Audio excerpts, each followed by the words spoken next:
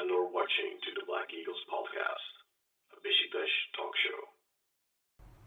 Ahmet Dursun Sergen aldı. Sergen Bülent yan yana. Sergen Bülent. Sergen. Yanında Tümer var. Tümer'e doğru aksın kaybetti. Tümer topu aldı. Sergen aldı. Gol! Gol! Gol! Sergen attı. Sergen attı. Şampiyonluk geldi. Sergen attı. Şampiyonluk geldi. İbrahim'in pası. Zuma. Şimdi Ahmet. İkinci gole gidiyor Beşiktaş. Ahmet. Ve gol!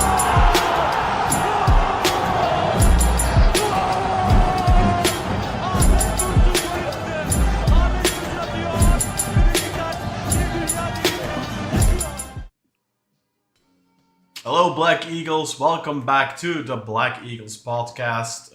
We are back and we seem to have some technical difficulties there because Sinan is tiny. I'm little again. Sinan is tiny. Well, a lot happened this week and a lot of webcams seem to be tiny. Maybe it's on my internet end. I don't know about that.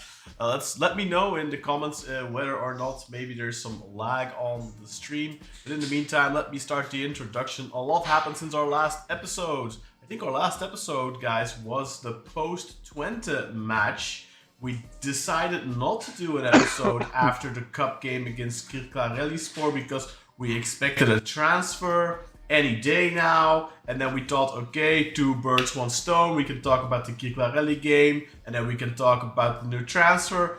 But that new transfer took quite a while, and we're almost at the end of the transfer window. It's the last 24 hours almost, or in fact, in about 2.5 hours, we're in the last 24 hours of the transfer window in Turkey.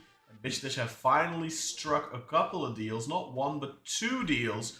The first one you undoubtedly already saw pass on our channel, Keny, Arroyo, Cheche. We signed him from Independiente del Valle for a reported fee somewhere between 5 million and 6.8 million, depending on who you believe. Serjan Dikme reported it as 5. The media in Ecuador reported it as 6.8 with a whopping 50% sell-on clause. However, some caveats, we will get to that later. So it's not actually a Jetson deal. It's nowhere near as bad, fortunately, depending, of course, on the financials that we still don't know, even though the transfer has been made official. And then today we signed another player. So first Cheche, the 18-year-old, soon to be 19-year-old winger. And today we signed central midfielder / defensive midfielder / number 10 on occasion. We signed Élan Ricardo, the 20-year-old Colombian midfielder from, what is the club's name? I have to refresh my memory here. Equidad, I believe. So let me just check my lows. Like Equidad, Equidad in Colombia, club in Bogota, in the capital, guys, the capital of Colombia, I believe. Yes, Bogota is the capital, but yeah.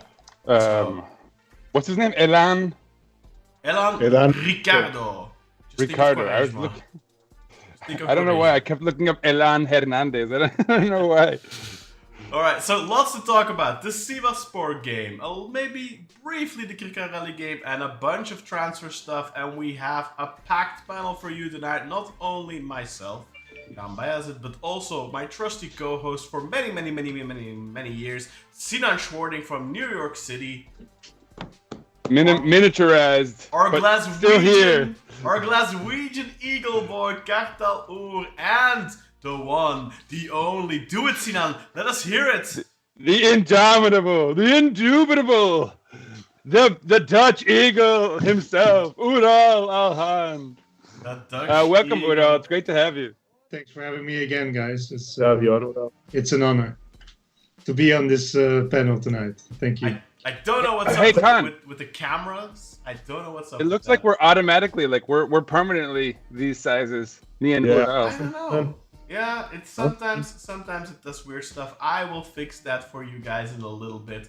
Although I had Ural's camera fixed, so I think it might be a bandwidth issue or something. I don't know. But let's quickly, guys, let's start talking about the Sivasspor game. Let's get that out of the way. I think it was a good match, But let's start off with that lineup. Maybe for a change. No, Sina, I'm gonna let you do it. I'm gonna let Ural I was gonna say you can't. You have something do that prepared undoubtedly. So let's have a look at that lineup, and I'm gonna have a quick look at those cameras in the meantime. Yeah. You guys can't get mad at me. I'm just a little guy. What is that from? Anyway, yeah, I guess I'll start with our opposition, as I typically do. First of all, yeah, no problem. Of course, in goal, a name that many will recognize, the former jailbird, Ali Sashal Vural, 34-year-old Turk. Up ahead of him, on the back line, you've got Noah Sonko Sundberg, the 28-year-old Gambian. Next to 29-year-old Greek Achilleas Poungoras. I don't know how to pronounce that. Usually I'm pretty good with Greek names. That's one I haven't come across. Right back, Aladin Okumush, 29-year-old Turk. Opposite, their left back, Zia Erdal, 37-year-old Turk. This is an old team, isn't it? In front of them, of course, in the back of their midfield, Toga Cheche, 32-year-old Turk. Boy, they're not getting any younger. Up ahead of him, 30-year-old Greek, Charilaus, Charisis. These Greek names are throwing me for a loop today. Who plays next to, of course, the Congolese 28-year-old Samuel Motosami. Right back for them, Efkan Bekirol, a 29-year-old. He's listed as German. I thought he would have converted by now. And then, of course, opposite him, out of position apparently. Normally he's a right wing, but in this case he played left back. Although it's interesting, I'm seeing again FotMob is throwing me for a loop. So anyway, right wing Veliko Simic, 29-year-old Serbian, who I guess they have him as a right wing.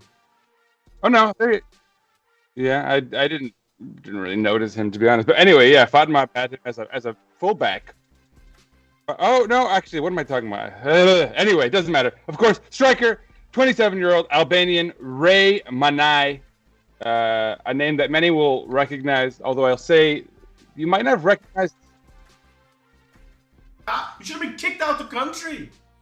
Do you remember the murderous intent in his tackle on the poor, defenseless Barış Alper Yılmaz? The national hero, the national treasure, Spaghetti Head himself. The Spaghetti Boy. I will say, though, that I think maybe that event scarred Ray, good old Ray, and he looked like he'd had a few too many Duner pre-game. He's coming on to his Iletone phase, at least it seems. But it was so a little hard to recognize, maybe. That said, let's move on to Beşiktaş, of course. In goal, Mert Günok. I need say no more. And in front of him, of course, Felix Udokai and Emirhan Topçu, who were a bright spot for us, I would say. They were pretty solid. I mean, not that there was like a lot of, negative stuff to talk about in general, but yeah, our back line was solid again. Jonas Svensson played opposite Arthur Masuaku. Both of them, I thought, played very well in this match. Up ahead of them, of course, was Alex Oxlade-Chamberlain playing next to Jedson Fernandes. I don't know. We'll talk about their performances. Ox wasn't as bad as he was in the match previous, but that's not saying much. I thought he was good. Yeah. Well, I was gonna say he was. It's not saying much because he was so bad in the game previously, but he was definitely. I mean, he was like turning on the ball and getting it upfield fairly well. Yeah, I mean, it was definitely an improved performance. He had a good shot as well. That was from outside the box. That was well saved by. Wasn't that from Jetson? distance? Was that Ox and the commentator confusing the tinted guys or what? So Chamberlain had the shot from outside the box. Yeah, from distance. Yeah. Jedson had two shots from inside the box. Jedson had the one that was like. Yeah, the one. It was really hit so solid. Chassal, right? Yeah, and it was hit so solid that even though it was a good save, it still could have gone in. It looked like and come from the angle, but I think Jetson's, one of them was actually a really good shot, which he had like guys in front of him. It wasn't the easiest of angles, and that's the one he saved. But there was one where it was like a corner or something, and the defender tried to clear it with a header, but he couldn't clear it properly because of Immobile's pressure, and it fell into the path of Jetson. I think he should have scored that one because that was like front facing goal to goal. There's no one right in front of him. He should have done better with that one. He hit it. I think the other one he actually done really well to hit a good shot and force the keeper into a save. Yeah. And for sure. Let's hear your just thoughts. To finish up the lineup real quick. Oh, okay. Finishing up the lineup, Rashica on the right side, Mucci on the left, João Mário up in sort of the 10 role, so to speak, and then Ciro Immobile up top, and that's it. Go ahead. Let's see Ural's face. Let's hear Ural. Let's hear your thoughts, Ural. Who did you get a positive impression from this game? Because my outcome of this match was I liked what I saw. Well, I think before, because we were talking the lineups, but wasn't Sivasspor first 11 quite impaired? If I'm not mistaken, like 5 out of injury and 2 had a penalty this game. So there want a little injury update here? Ural, let me do that for you because yes, you're right. Foide, what's his name? Bengali Foide Koita was injured. A guy who we were linked with not that long ago. Emre Basan was injured. Gary Rodriguez was injured. So yeah, you're absolutely right. Mehmet Albayrak was injured. I don't know if he's typically a starter, but also Samba Kamara. Yeah, they had quite a few injuries. You're absolutely right, Ural. I didn't even realize that. Yeah. So is it safe to say? We're Chipsy as well. Is it safe to say that it wasn't their strongest starting 11? I think. Sure.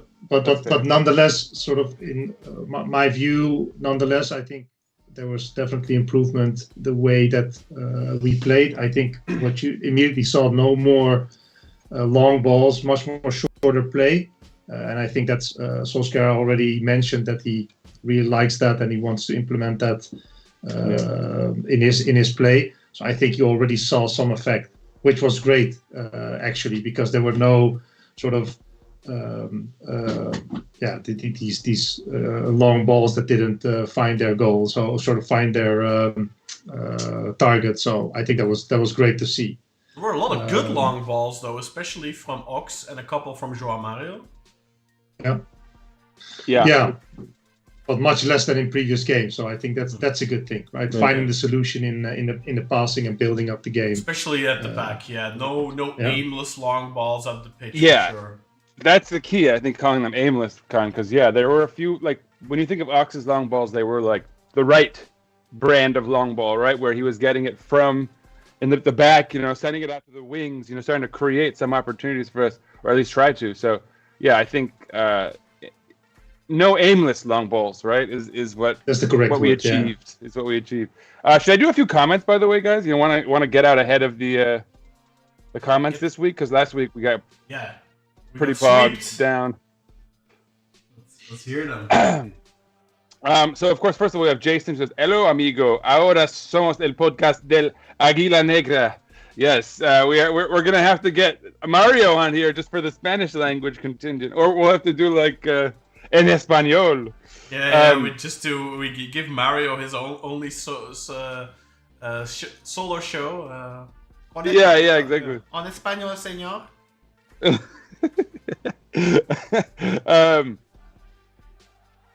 Sorry, I was trying to remember what that reminded me of. It's like the John podcast Cleese. Águila Negra Español. You remind me of John Cleese doing a Spaniard. Anyway, Hax Huncher says, "Another day, another podcast. Love it. I'm excited to see these new young guys." And yeah, we haven't even gotten to. We'll get there, but absolutely, I think that's what we're probably all most excited to start discussing too at some point. But we'll get through this match, and it's not like get through. Like usually when we say get through a match, it's because it's like torturous, because we're reliving terrible things, this little PTSD. But in this case, it was actually a great match, so I'm kind of excited to talk about that a little as well. But yeah, we have some great. It's so nice to say this. Some transfers to discuss. Finally, no more international holidays holding off the arrivals, for example. Nasser says, hello, hope you guys are doing well. Vigilante Turk throws up the eagle. Yeah, back at you, man. Nasser, good to see you. I thought we might not see Nasser today. He says he thought Ox was really good. This is why I'd wanted to read these comments now while we're doing this conversation. I thought Ox was really good, had a good shot, and also pinged the ball about as well. Solid performance, in my opinion. And then he says that he wasn't too impressed with the second half performance. To be honest, Sivas seemed to build momentum and looked like they were getting back into the game while we noticeably dropped off. However, I did like how we played leading up to the penalty. Quick, transitional, one-touch football. If we can consistently play like that, it would be fantastic. Yeah, I agree. I think I fully agree with that. I'm the second half. I remember Nasser saying in the group chat, and for those of you who don't know, join our Patreon account, or at least go check it out and gain access to our WhatsApp group chat. And now it's getting so lively. Check out the Patreon as well. Definitely worth. Yeah, of course. Yeah, of course. I don't mean to. 99 cents. But at the very least, you got to join our group chat because it's getting super lively. And like I was saying, even during the match, we were having a pretty nice chat with everyone. And I remember Nasser saying he was not particularly impressed with the second half performance, and that we were sort of like taking our foot off the gas. I mean, that's not how he phrased it, but and I didn't feel quite the same because we were at least holding the ball and we were showing the intent to create. And I think the gap in how we were seeing that is that he wasn't here for that first half of the season, right? Like we kind of know where we're coming from. So even holding the ball and like making the effort, showing the impetus to attack is like, oh, this is much better. So perhaps that's why I didn't see it as negatively. But go ahead, Cartel. I think because of how bad we've been as of late, some people are getting a bit carried away. I don't think by any means it was a great performance. I think we still need to do better in chance creation, but hopefully Keny Arroyo is going to help with that, and obviously more time for the coach as well to implement his system. Ellen, Mo and Ole together. Arroyo should also be a great help, as I said. The chance creation wasn't great, but it was better than some of the other games we had. Like Jedson had a half chance, then I thought it was 100% chance. Mustafa Erhan Hekimoğlu had what should have been a 100% chance, but he had to do a elephant touch, which kind of caused the keeper to get in it. But that was that was right at the end of 2-0, though. I mean, those are like sort of garbage time. Yeah. João Mário had a bit of a chance as well. Yeah.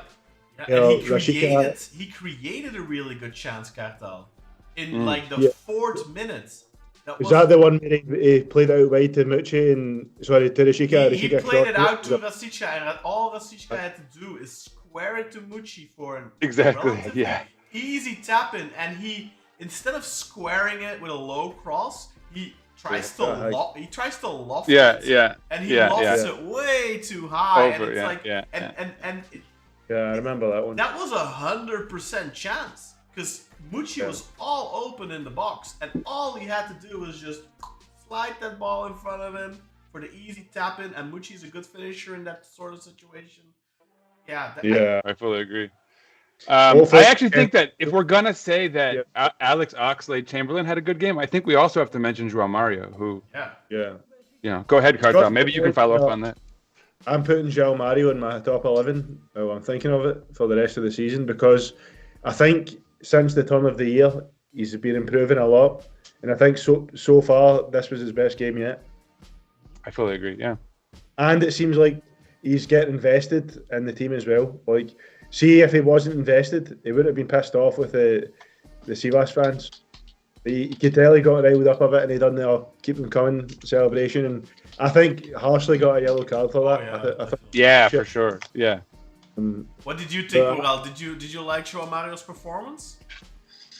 I think he played better than in the games before, but I was about to ask, do you think that his position had a role in this, because he didn't play on the wing with the absence of Rafa? He was in midfield, and there's always been a discussion that he's not a real winger and more of a midfielder. So did that play a role in his performance? I think it has, Ural, but at the same time, there were games that he played in midfield earlier on this year, and he didn't look good.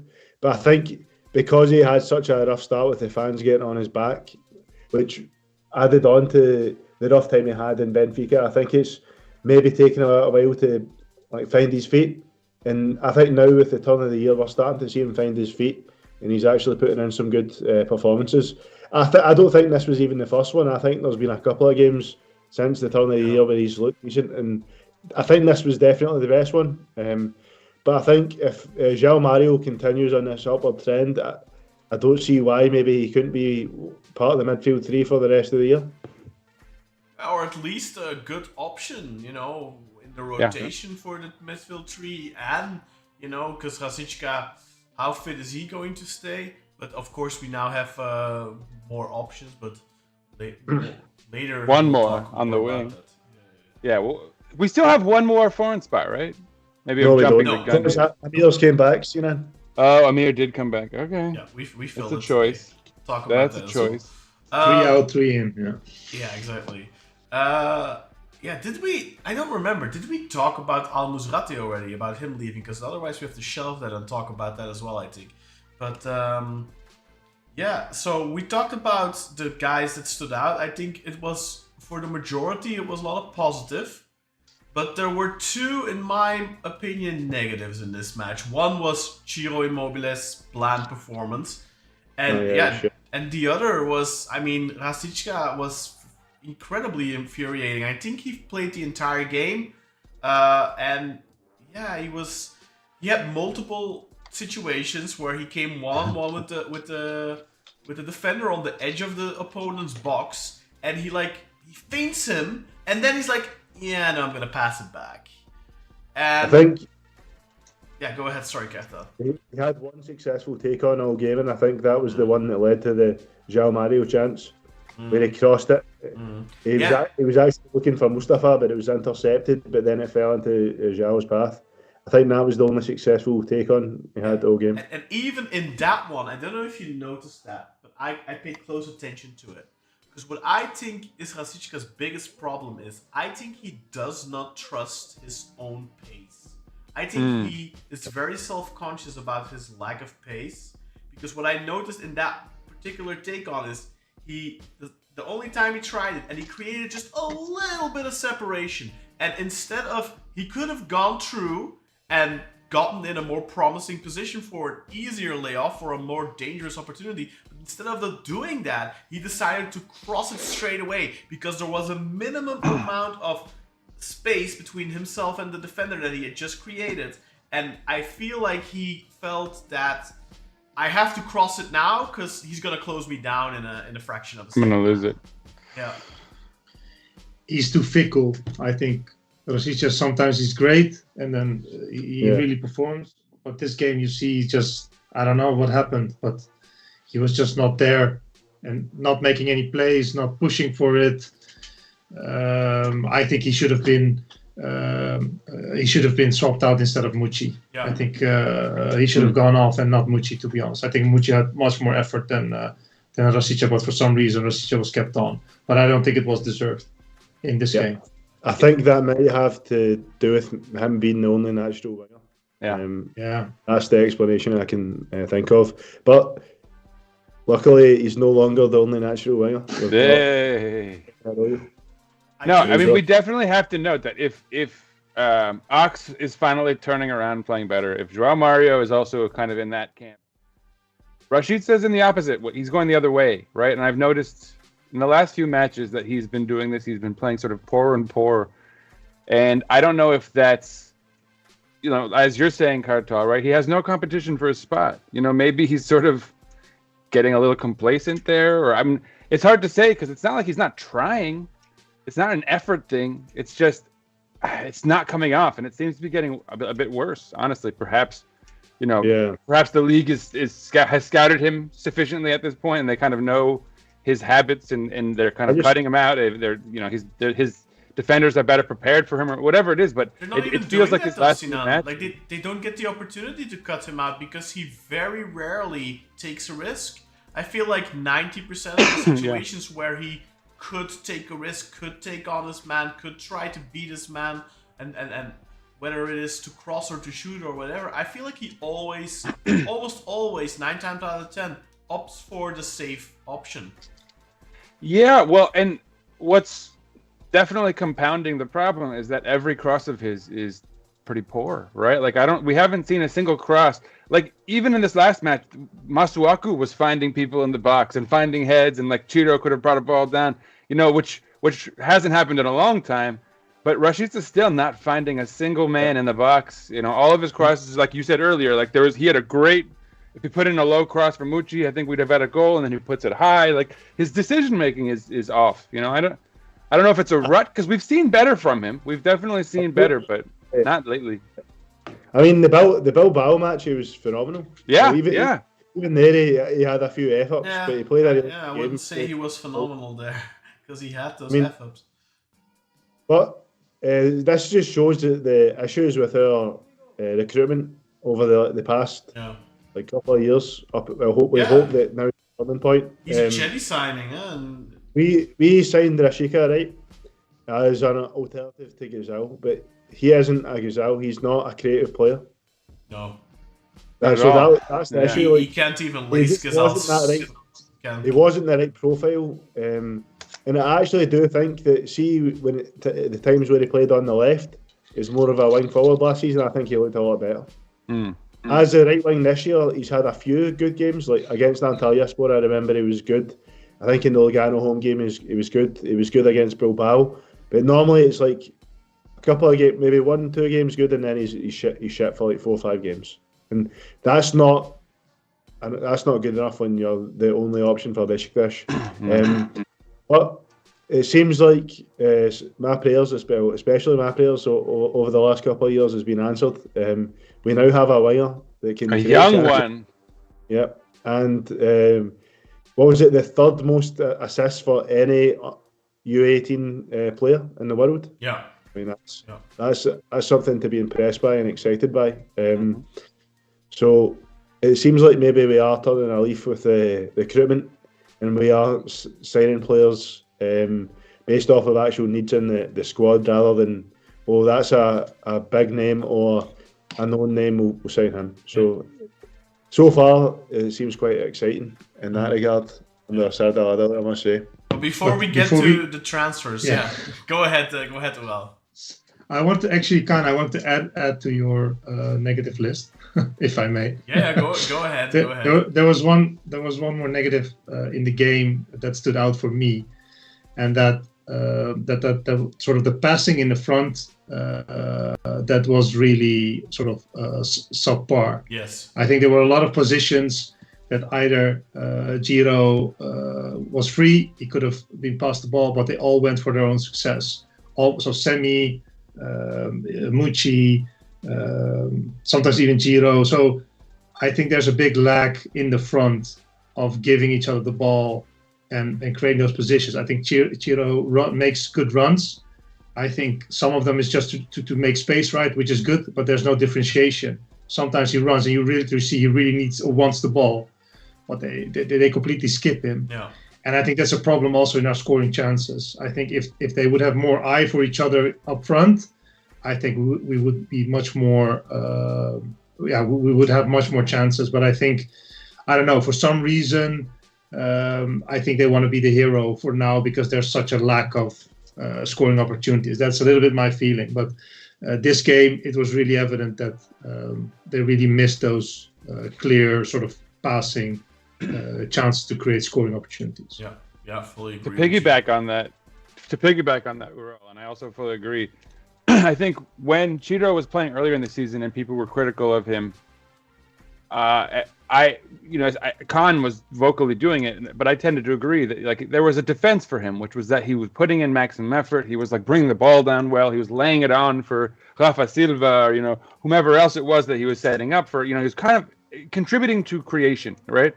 And that is where I think these last few matches, it's harder to see any of those redeeming qualities, right? We're not really seeing him. Again, it's not really effort. But... Since he was out injured for a couple of weeks before New Year, I feel like he just hasn't gotten back to that. Yeah. I think the hold-up play was never really good, but what I do see on is the passing was good at times. Even then, I did say it was a bit inconsistent, but he did have some moments of really good passing as well, which I He had even recently he had like one amazing pass to Rafa. I think it might have been in the Bilbao game or something, or I don't remember exactly, but yeah. And then he had the assist against Antalya as well, but the passes have just been too far and few and far between as of late. Hold-up play, I think, was always a bit non-existent, to be honest. And I do think since his injury, he's just not been the same player. Yeah. Which he clearly dropped in that way. You're right. His sort of ball control. He misses. I don't know. There's something off. Yeah. That's definitely there, and I don't know why. You're absolutely right, Carton. But to finish on a positive note when it comes to the players, guys, there's one person that I think who mentioned him. Was it? I think it was you, Ural, or maybe it was Kartal. But there's one player, or even Sinan, one player that we forget to mention, and it was perhaps the best man on the pitch. Arthur Masuaku, I didn't think I was going to say it at any point this season, but you have to give him credit. Ever since he got those flowers handed to him during the... Which match was that? That was like... I think it was like Wasn't that Ole's first match? No, that was Ole's first match in the stands. So Ever since that game, I have to say, and including that game, I think he has been solid, and in a couple of matches, really, really good. Including this one, I think he was the best man on the pitch in this game. Yeah. Not just because of his assist, but he was also very dominant at the back, winning a lot of crucial balls. Emirhan also deserves a feather. He completely pocketed Remanai.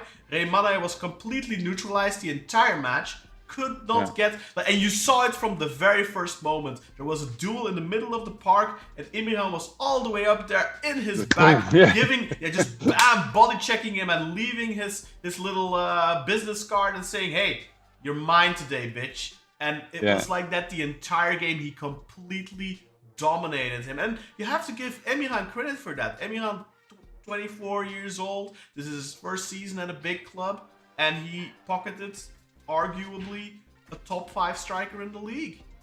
That was going to be my confident. That was going to be my main talking point. Is that it feels really nice right now to have that back pair, and of course it could be improved upon. Right, we could have a right-footed central defender come in, and I don't know what that does. I mean, you also have to give credit to Udokai, who was fantastic again, and he's become a very vocal leader on that back line. So, even our fullbacks, right? Svensson had a bit of a dip in form, but he played very well, I thought.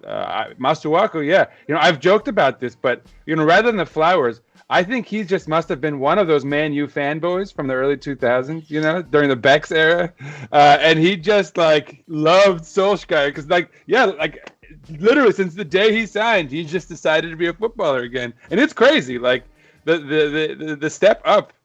Yeah, it's a little annoying because it shows that there was something wrong with what he was doing prior. You guys for a second, because how many of you have at this point read Atiba Hutchinson's book? Oh, me, man. I'm such a bad dude. I've been writing a book in my defense. I can't. Shame. So Atiba actually, mentions in his book how he is was a Manchester United supporter growing up because of Dwight York, who has that Trinidad and Tobago connection, which is where Atiba and his family are originally from before they moved to Canada. So he actually managed to play against Manchester United at Old Trafford, I believe, when he was at FC Copenhagen, which was a very special moment for him. So I think that would have been it's a shame that he missed this with a couple of years, because I think Atiba would have been happy to play under Ole Gunnar Solskjaer as well, undoubtedly, and maybe even be an assistant under him would have been interesting as well, if that's... Yeah, who knows? Maybe in the future. Maybe. He could be an assistant coach. Maybe Atiba, once he's started his coaching career, could be an assistant down the line. Who knows? There's one thing I wanted to point out, though, and we're talking about Emirhan Topçu and Masuaku, and for me there was 2 critical moments from them. I think one of them was in the 8th minute, where Minaj is actually going to have a really good chance, but Masuaku gets in and makes a very critical block. Yeah. Which is him showing that his ability on the defensive end, which we can't say we've seen much this season. So that was refreshing. To put it politely, yeah. Emirhan Topçu as well. There was one moment where Matt really fucked it up. See that time he came out for the ball? Yeah. And then I think this season especially, Matt's feet have been bad. He made a clearance and it just basically like deflected off one of their players and then fell into a path of another player. And the net was empty. Matt was obviously running back to the goal. But it was actually Emirhan Topçu that blocked that shot from distance. That otherwise would have been going in. Yeah. So that's didn't he was it sliding too? Right? He was sliding. Yeah, exactly.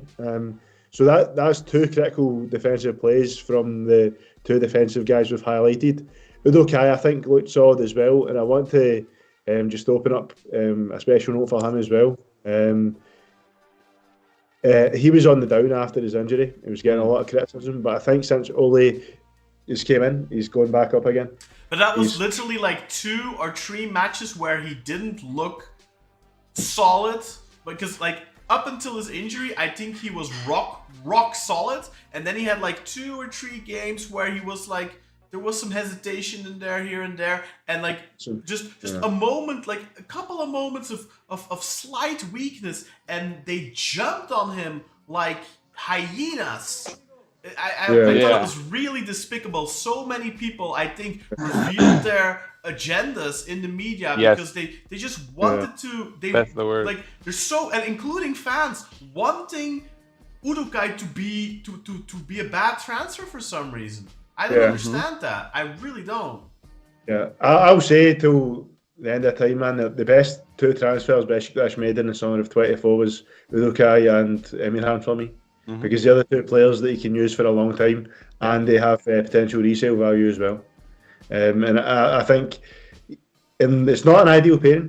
2 left-footed centre-backs isn't ideal. No. But recently they've been doing a great job, and kudos to the 2 of them, man. And I think both of them are going to be valuable players for this football for years to come. And I know that left-footed central defenders, Karta, sorry to interrupt you there, but left-footed central defenders in general in football are relatively rare. So for decades, you saw top teams in the world not have a left-footed central defender, and play with 2 right-footed central defenders. So I don't quite understand why Ali Ece made such a big deal out of the fact that Beşiktaş currently do not have a fit right-footed central defender. We have 2 excellent left-footed central defenders, and yes, it's not ideal, but these guys have been solid together. A statistic that maybe, I don't know if you guys saw, we have apparently, I didn't even realize this, the 2nd best defense in the league. We conceded the 2nd least amount of goals in the league. That's kind of crazy. Would you put Paulista back in? I was about to ask. I was going to ask the same exact question. The answer for me is yes, and the main reason for that is Paulista's get very, very good short passing ability, but across the ground he can make some like kind of those breaking passes from the defence. I would at least. I think you probably agree, Cartel, that we could probably ease him in at least, right? There's no reason to like. Yeah, no, I agree, but I think I think that's part of the game we're missing just now. Like Paulista can do those like not even shots, so to speak, but like fast, quick balls across the ground that can like skip lines and start attacks, and I think we are missing that just now. So I would put him back in the 11. So instead of Emirhan then, or Felix? I'd say instead of Emirhan, man. I think Emirhan's a great option. I think he's a very good player. But I think when those 2 are fit, I think those 2 should start. Yeah, that makes sense. What do you guys think? I basically agree. Go ahead, Ura. No, I just want to say I like so you see that Emirhan is developing, right? So he's progressing in his way that he's playing together with Udokai. I think they're getting used to each other. Maybe we'll stop sort of that good thing, and that would be a shame because I think Emirhan is really progressing well. But I also understand that Paulista has better qualities. Is further in his career. it's a difficult thing. So maybe, as Sinan said, maybe just ease Paulista. There's no urgency, and let Emirhan start for the next couple of games so that he can prove himself and continue progressing.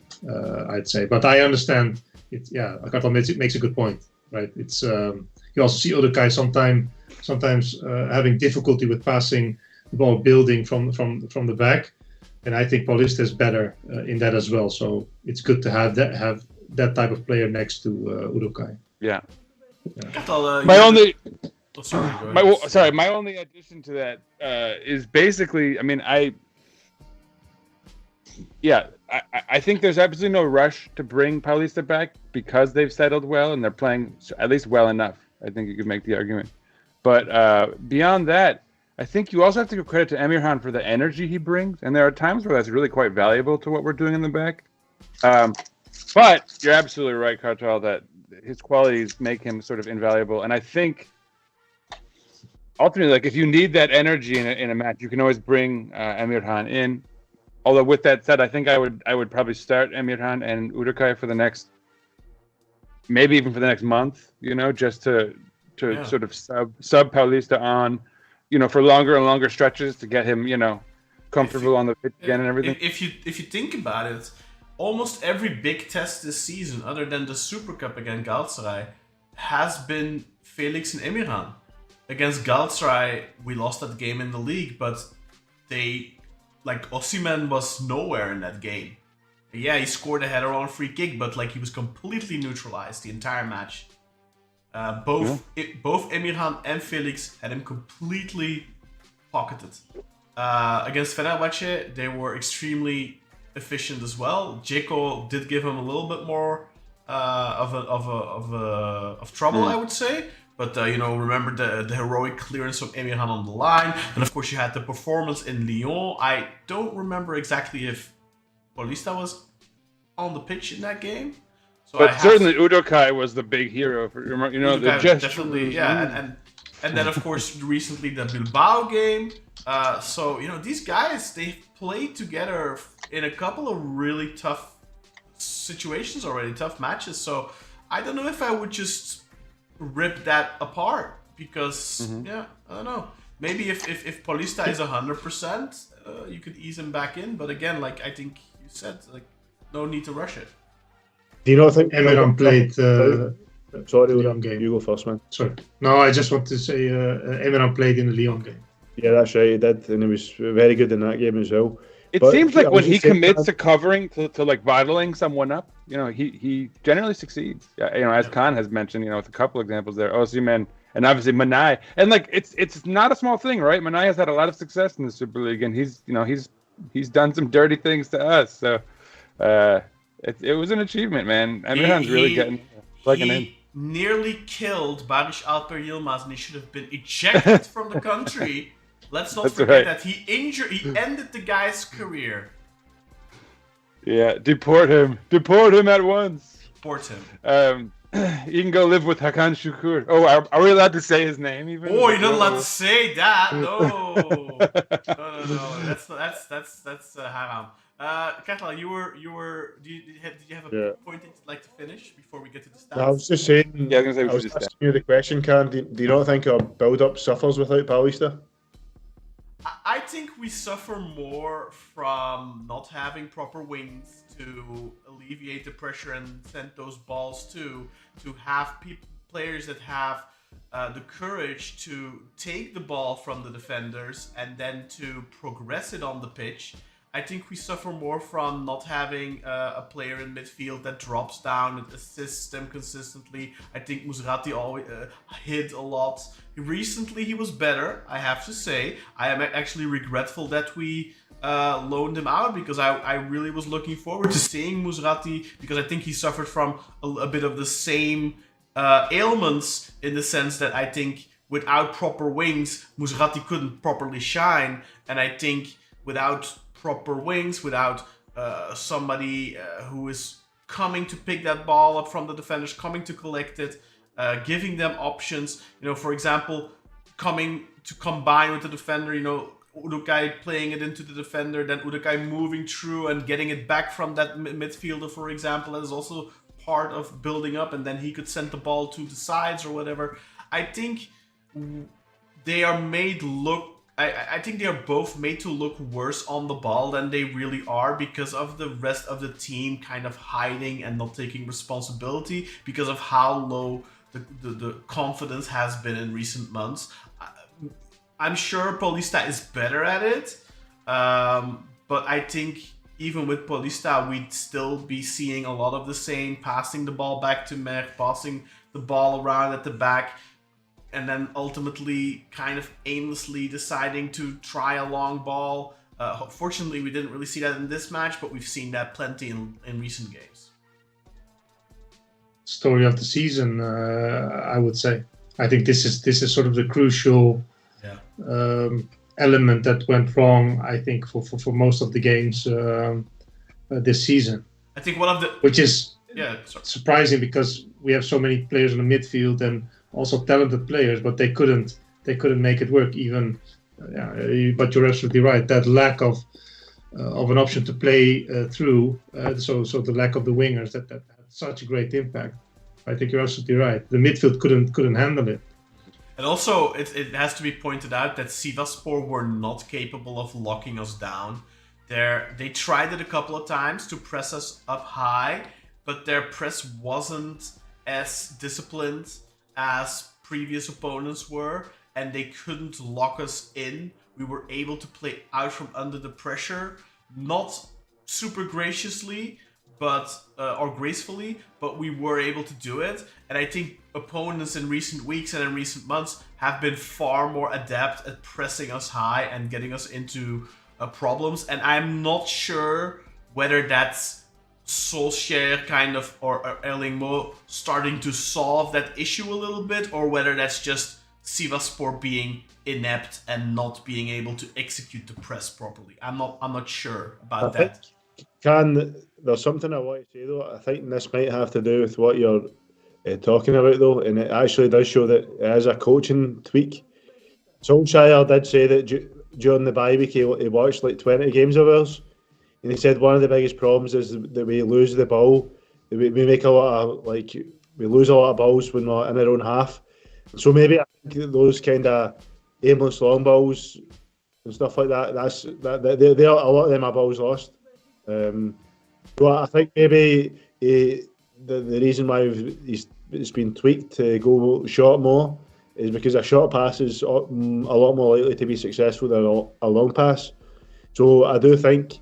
After that analysis the coach has made and said, look, we're losing too many balls.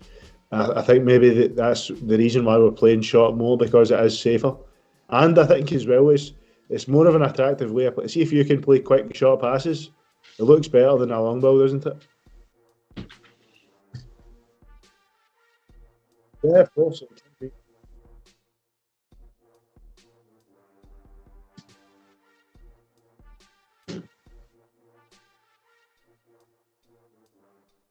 I have muted myself. I don't discriminate. I think both long balls and short passes can be beautiful. It all just depends on the tempo. Is what I said. Sorry about muting myself there. Shall we move on to the stats now, guys?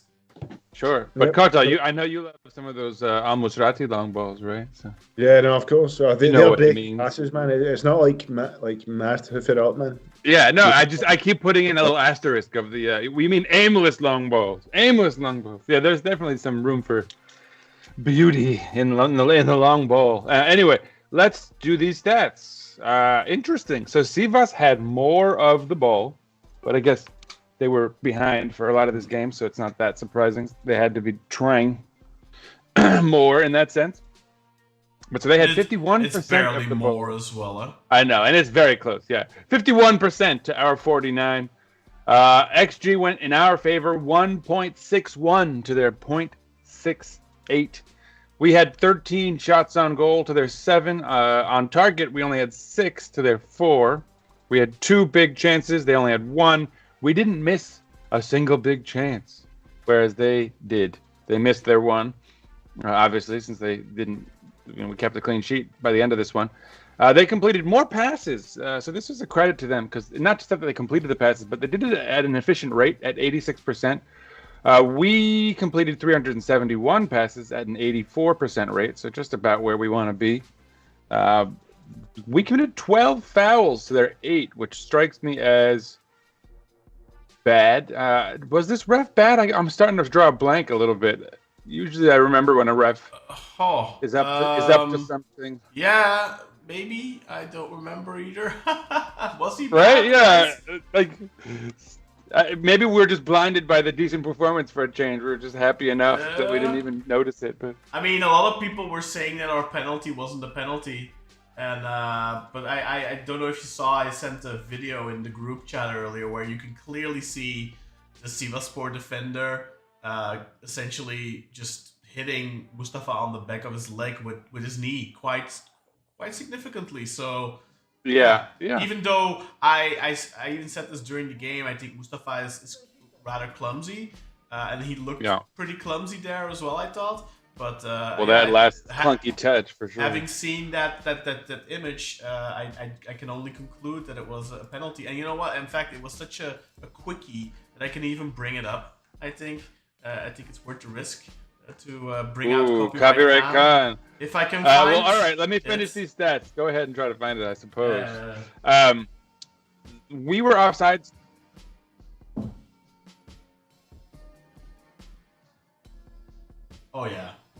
Oh yeah, that was absolute garbage. Yeah, you can't placate fans like that. Yeah, come on, come on. Yeah, especially as well because he's like, hey, they're throwing snowballs at the ball. Yeah, exactly. And he's like, just take it.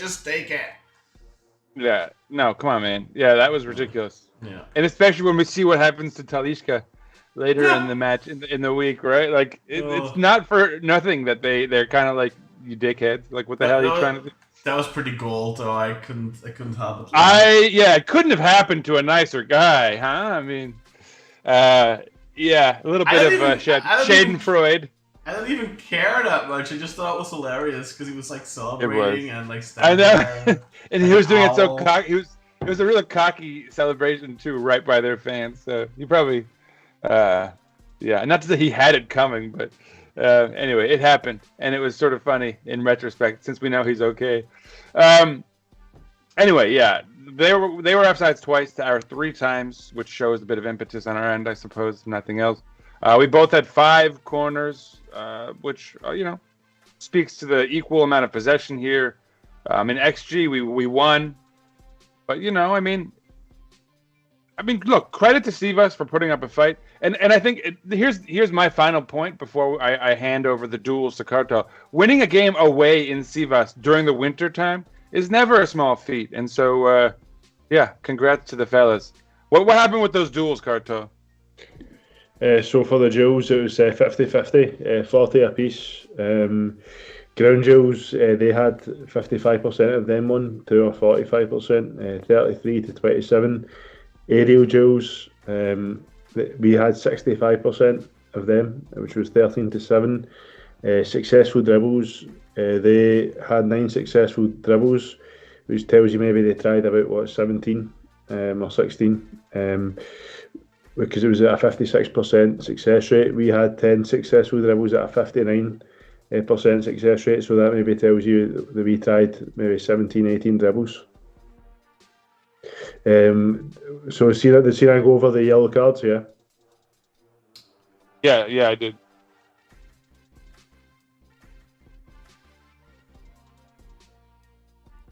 Yeah. The Mário one we wouldn't forget because it was right at the end. And it was so stupid. Yeah, by the way, guys, have a look here. So here's the position. So you see it right now. See that? Yeah. He did fall very willingly, I must say. Oh, of course. Yeah, of course. GFA is, but that's a supporting leg, though. Yeah, if you're running that fast, man, the slightest of contact can knock you down. Yeah, no, you see the muscle bulge. You see it bulge over there. I don't know. And there was a bit of shot pulling as well, I'm sure. That was, yeah. In fact, that's actually in the other image right here. Bring it up. Yeah. man. Just under the decal. There's some pulling here as well, so it's not like, because there's this entire. Let's actually, you know what? Let's talk about this for a moment, because this has been going on for, I don't know, 2 years, 3 years now. The consistent back and forward between Galatasaray and Fenerbahce, the two yellow garbage cans in the city. It's been going on for at least 2 years now. They're dominating the league. They're both miles ahead of everyone else together, and yet both of them every week pointing their fingers at each other. Like, I have this image here. Where is it? I'm just gonna try and bring it up. Spider-Man is what I'm gonna call it. And I think some of you who are meme-worthy probably already know what this is gonna be, if I can find it, that is. Spider-Man. Is that it? I think that's it. No, that's not it, damn it. That is it, but it's not. It's I have one with their logos on it. Where is it? But anyway, essentially, that's just it. That's them, man. They're like just pointing their fingers at each other, and they're both it. They're both it. Like, you can't distinguish them from each other. They're both filthy cheats. That's what they are. Filthy cheats. Let's be honest. Everyone's tired of it. The entire country's tired of it. All the Anatolian teams, except for the ones that are in their pockets, like Samsunspor and Eyüpspor, and I'm sure there's a couple in Fener's pocket as well. But all the clubs that their loyalty haven't been bought yet, they're fed up and tired. Every week it's the same bullshit. One of them gets a ridiculous call, and the other one starts crying. Then they get the ridiculous call as well. I think Galatasaray have had 7 penalties in a row in the league. 7 matches in a row or something like that, and at least 5 of them weren't penalties. Like, did you guys see the penalty they got this weekend against? Yeah, I mean the big one. Yeah. Yeah, the one that caused Adana Demirspor to walk off the pitch. Like, there's no way that can go to VAR and still remain a penalty. I just don't understand. No. And the thing is, Dries Mertens is the. I've known Dries Mertens for a very long time. He's a very good football player. He's also a fantastic diver. And he mastered the art of diving. Because most players, before VAR who dived, they just kind of jumped over the opponent's leg or something. They actually dived. Yeah. Dries Mertens is an artist when it comes to this, because he has mastered letting your leg hang and looking for the contact, so you can't even say, oh, there isn't contact. And for most people, contact is enough. Look at the penalty they got against Hatayspor. It's exactly the same. He leaves his leg in, falls over the opponent, and gets a penalty. And they draw that game 1-1 because of that. Otherwise, they might lose that match. And it's the same. I think he's initiated that contact, so I don't think he should. I was going to say, in this case, he sort of seeks out but I mean, that's Khan's point, is that he basically, his MO is that he kind of seeks out the contact, right? And then sells it. Then you see their shameless behavior on Twitter. Did you guys see this? Wait, where is the Galatasaray AN account? I have to show you this. Like, you can't even make this shit up. So yeah. I don't think we should even waste it. Oh, you know what? I agree with you normally under normal circumstances, Kettle, but this is getting so crazy. So here, opposition Adana Demirspor standing at the bottom of table. They don't even know to fucking properly write English. This is their official English account. Standing at the bottom of table with 5 points and -31 difference. What the fuck is that kind of language? Yeah. Opt is a correct word. Okay, opts to withdraw from the match. Oh, they used the in their sentence. Brav fucking missimo. Well, Galatasaray, I agree with you. You should easily be beating these guys because they're bottom of the table, and we are the only teams that lost to them, so we have no right of speaking on that matter. But you should be beating these guys with ease. So why on earth do you need this kind of bullshit?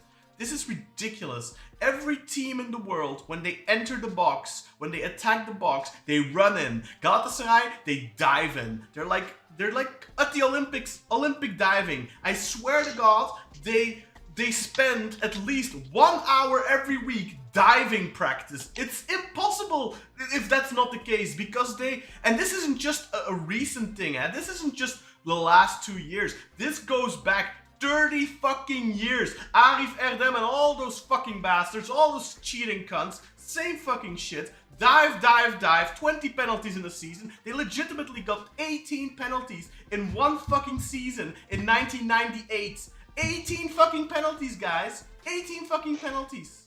Can you fucking believe that? Do you have that spreadsheet you did, Con? That you should pull that up. I have a spreadsheet. I have the spreadsheet. I have it. I haven't even added their most recent penalty to it because obviously, I can't keep up. I don't even know if it's still up to date. So where's my little penalty spreadsheet? Let me have a look here. Jesus.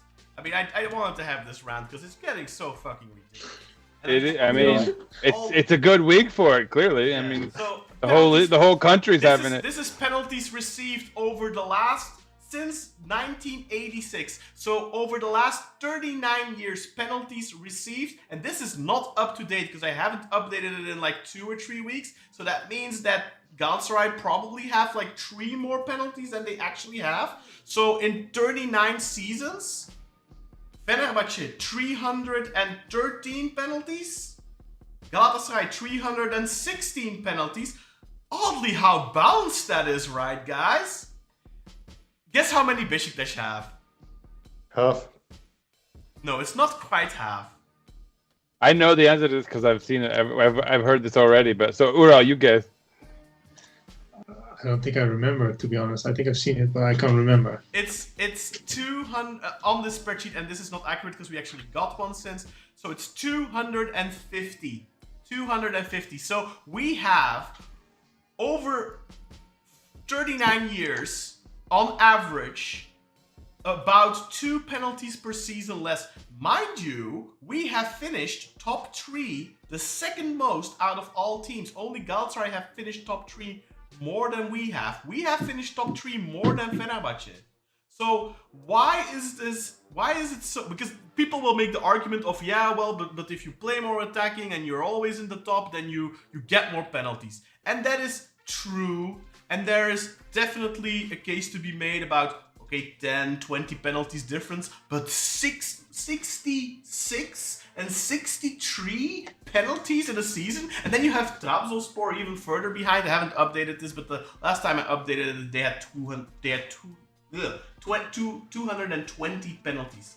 Pardon me. But Khan, just to back up your last statement, the idea that because Galatasaray plays attacking football, we can just ignore the fact that Lucas Torreira and Barış Alper Yilmaz are not just like football terrorists who are out there just taking out knees and ankles with regularity and somehow not getting any cards for it, right? Like, I think it's probably worth mentioning that their attacking football has nothing to do with the fact that they have some of the dirtier players in the league and somehow don't get any calls. And for the record, if anyone is new, we normally never ever talk about those yellow pieces of shit unless we play them.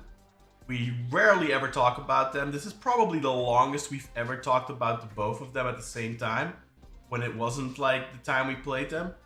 But man, they are both like, and the funny thing is, like, unironically, they point the finger at each other every week, like, you are the cancer of Turkish football. You are the cancer. You're everything that's wrong with Turkish football. No, you. And like, they are completely, utterly oblivious to the fact that they are both the same. They are exactly... Okay, Galatasaray might be slightly worse. They might actually be worse, but they are like so close to each other. Like it's the difference is negligible. They are so similar, and like Fenerbahce like haven't won the title in 10 years, and they're like, oh, but that's because of blah blah blah blah blah blah blah blah blah blah blah. But like,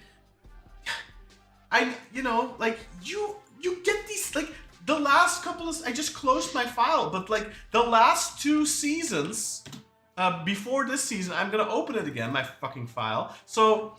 In the 2023-24 seasons, Fenerbahce 17 penalties, Galatasaray 14 penalties, Beşiktaş 7 and Trabzonspor 4. In the 2022-2023 season, Fenerbahce again 17 penalties, Galatasaray 12, Beşiktaş and actually 10 penalties and Trabzonspor 9. So this only Fenerbahce quite far ahead of the curve here. And then like last time, like Trabzonspor won the championship in this season. In the 2021-2022 season, no Fenerbahce, no Galatasaray anywhere near the top. Nowhere near it. 12 penalties Fenerbahce, 12 penalties Galatasaray, 8 penalties Beşiktaş, 11 penalties for the champions Trabzonspor. So that argument of, well, but the teams at the top get more penalties, no, fuck the fuck off. Then 2020-2021, Beşiktaş wins the title, and granted, they're both in the title race this season. So 12 penalties for Fenerbahce, 16 for Galatasaray, 11 for the champions Beşiktaş, 4 for Trabzonspor. Then, the 2019-2020 season, when Başakşehir wins the championship, and they're both nowhere fucking near it, 11 for Fenerbahce, 13 for Galatasaray, 9 for Beşiktaş, and 13 for Trabzonspor. And Trabzonspor were very fucking close to the championship that season because they were in pole position for the majority of that season, and they lost it after the COVID break. So Trabzonspor being higher here is kind of what you'd expect. But then I think, where did Galatasaray finish that season? Like 13th or something? They were like 6th and 7th or something. Yeah, I don't know, but they were like, it's consistently like that every season. Like I can pick you. There's one season here. Let me check how many seasons in 39 years. There's 2 seasons so far. There's 2 seasons that we have more penalties than both of them, and it's barely. And then there's like 1 season more than one of them, 1 season equal to one of them, and that's it. Can you imagine that? I know this sounds a little ridiculous, but anyway. No, man, it's absolutely insane. And just for context, just because there might be people who don't know what's going on somehow. I mean, I doubt that, but yeah, for anyone who's unaware, Adana Demirspor left the pitch in the 30th minute of that match after this goal was awarded, or that the penalty was awarded to Galatasaray. And it was pretty shameful. And it's brought a lot of negative attention to the country in general, obviously to the football in the country.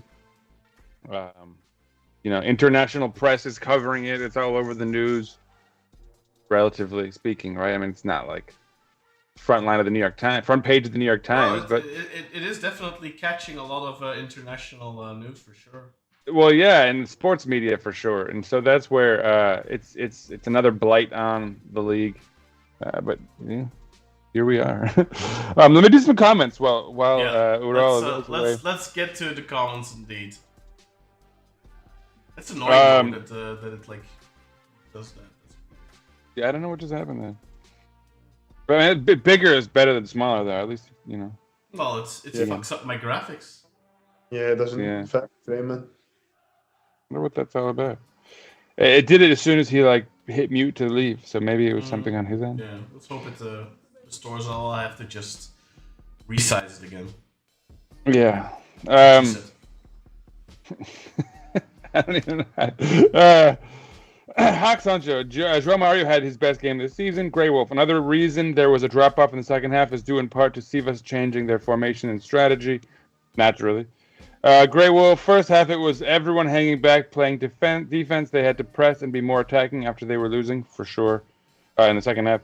Nasser, maybe it's a case where those around him, now we're talking about Rashica, maybe it's a case where those around him have improved, making Rashica's weaknesses more noticeable, or perhaps he's just going through a rough patch, or a little bit of both, right? It's never as simple as there being one reason for a problem, usually.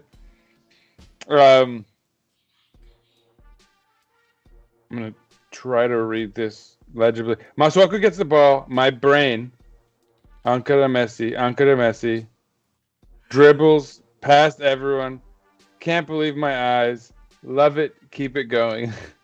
I don't know what Ankara Messi is a reference to, but it's a famous goal from Messi where the Spanish commentator goes Ankara Messi, and it sounds like Ankara Messi. I don't know that one. Wonder what he was trying to say. Ahora Messi. Ahora. I don't know. Messi is that clip when Messi's taking it past all the players, and he said the commentator is actually saying Ankara Messi. Oh really? Why is he saying Ankara Messi? Why is he saying that? Yeah, I think it's something. It means something like just when you can't be stopped, just keeps going, taking it past players, something like that. Okay. Where's Mario when you need him? Yeah, come on, Mario. God damn it, Mario. Google Ankara Messi, you'll see the clip. Anyway, let's not get a copyright strike on that. That it's not worth it. It's not even Beşiktaş. Let me keep going with these comments. However, we've got Grey Wolf. Where in the league table do you think it's achievable for us to end at the end of the year? Finnish Kebab replies 3rd place. What do you guys think? What's possible? I would argue 3rd place is reasonable. Yeah, I'd say 3rd as well. Well, did Samsung draw points or did they win? They won this weekend, but they lost last weekend. Yeah, so wait. Yeah, we're 5 behind them, I think, right? 5 points. We can catch up. We can catch up. I don't know. We have a match less, I think, don't we? Yeah, with a game in hand. If we win the game in hand, then I think we're 5 behind them. Yeah. Just a shame that we can drew that game, eh? We should have beat them that game every day. The Antalya. Oh yeah, and the Antalya game as well, man. We should have won that one too, unfortunately. But, you know, we won both if games, we can improve on our performance from this game and our new transfers can have a bit of an impact, you know, who knows? Of course, for sure. I guess, yeah. While we're on the topic of the transfers now, I will say my one concern is that if we've brought Amir Hadziametovic back, and now we've brought this Élan Ricardo individual, we've now sort of gone back to having, I mean, depth at that position is good, but we still really only have the one winger. I was kind of hoping we'd get 2 wingers in a central midfielder rather than 2 central midfielders and a winger. Well, I think part of the issue is, see when you dump 3 of your players that play in that 6th role, yeah, you need to kind of fill it back out. Of course, yeah. But just if we were able to get rid of the fucking like Ox or, you know, someone else. Well, and that's where again. So we've got Amir and Élan, and Salih Uçan and João Mário, and I mean, if you go into the sort of 10 role, Mucci and Rafa Silva, right? Like we have. Did you finish the comments, Sino? Not yet, no. But yeah, sorry. 3rd place. So anyway, 3rd place is going to depend on our ability to play well. But I'll go to the comments. It'll depend on how stable we become. Then if we can start performing stably, maybe we can have a shot at 3rd place. But let's be honest, Sivasspor are having a fantastic season. They have a really good, solid amount of points. Even, you know, they have a solid amount of points. So it's not just going to be easy to gain on them, I think. So we're going to depend a little bit on them dropping points here and there. Have we played them twice already this season? Yeah, we have. Yeah. Shoot, all right, that's 4 points against them. So subscriber, we got a new subscriber. Give us the name. Ozan Baskı'yı subscribe to the channel. Oh, it didn't give it to us. Ozan. Ozan Baskı'yı, welcome, sir. Anyway, back to the comments. Grey Wolf, does your confidence and competency with Adali? I guess you mean just does my confidence in Adali's competency on the board increase with the coach hiring, the staff scout put in place, and new young signings where the media had no idea, with reservation, of course. My answer to that is not exactly insofar as the coach signing wasn't particularly novel, right? He sort of maybe even lifted that off of the previous board's list. The scouts, I would say for the most part, he sort of bungled that signing. You know, I'd like to think they're in place and working, but you know, it's awfully weird how it's been executed. We can all agree on. Was this Nasser's question? Because he posed the question. No. Okay. Grey Wolf. So, well, actually, let me tie into that because Nasser actually asked a question about something that ties into this. So he asked, are Edouard Graaf and Martin Siegbert officially joining Beşiktaş, or were those just rumors? Also, when is their appointment likely to be finalized? I'm guessing they'd be replacing the 2 Turkish scouts whose contracts are ending in the summer. I think we can probably say relatively safely Edouard Graaf is already working for the club, and he will be officially announced once that is contractually, doable, allowed. I guess. But I think Martin Siegbert, he has not been mentioned. So my hunch is that they were both being interviewed for the job. They were both. And they picked one. They were both in Istanbul at the same time, and I think they just picked one because they've talked. I mean, there's been plenty of talk about Edouard Graaf since, but there hasn't been any talk about Martin Siegbert. But as you have seen, Adali is not spilling the beans about a lot of stuff, and a lot of these journalists are left guessing, and I don't know what we can believe and what we can believe, honestly.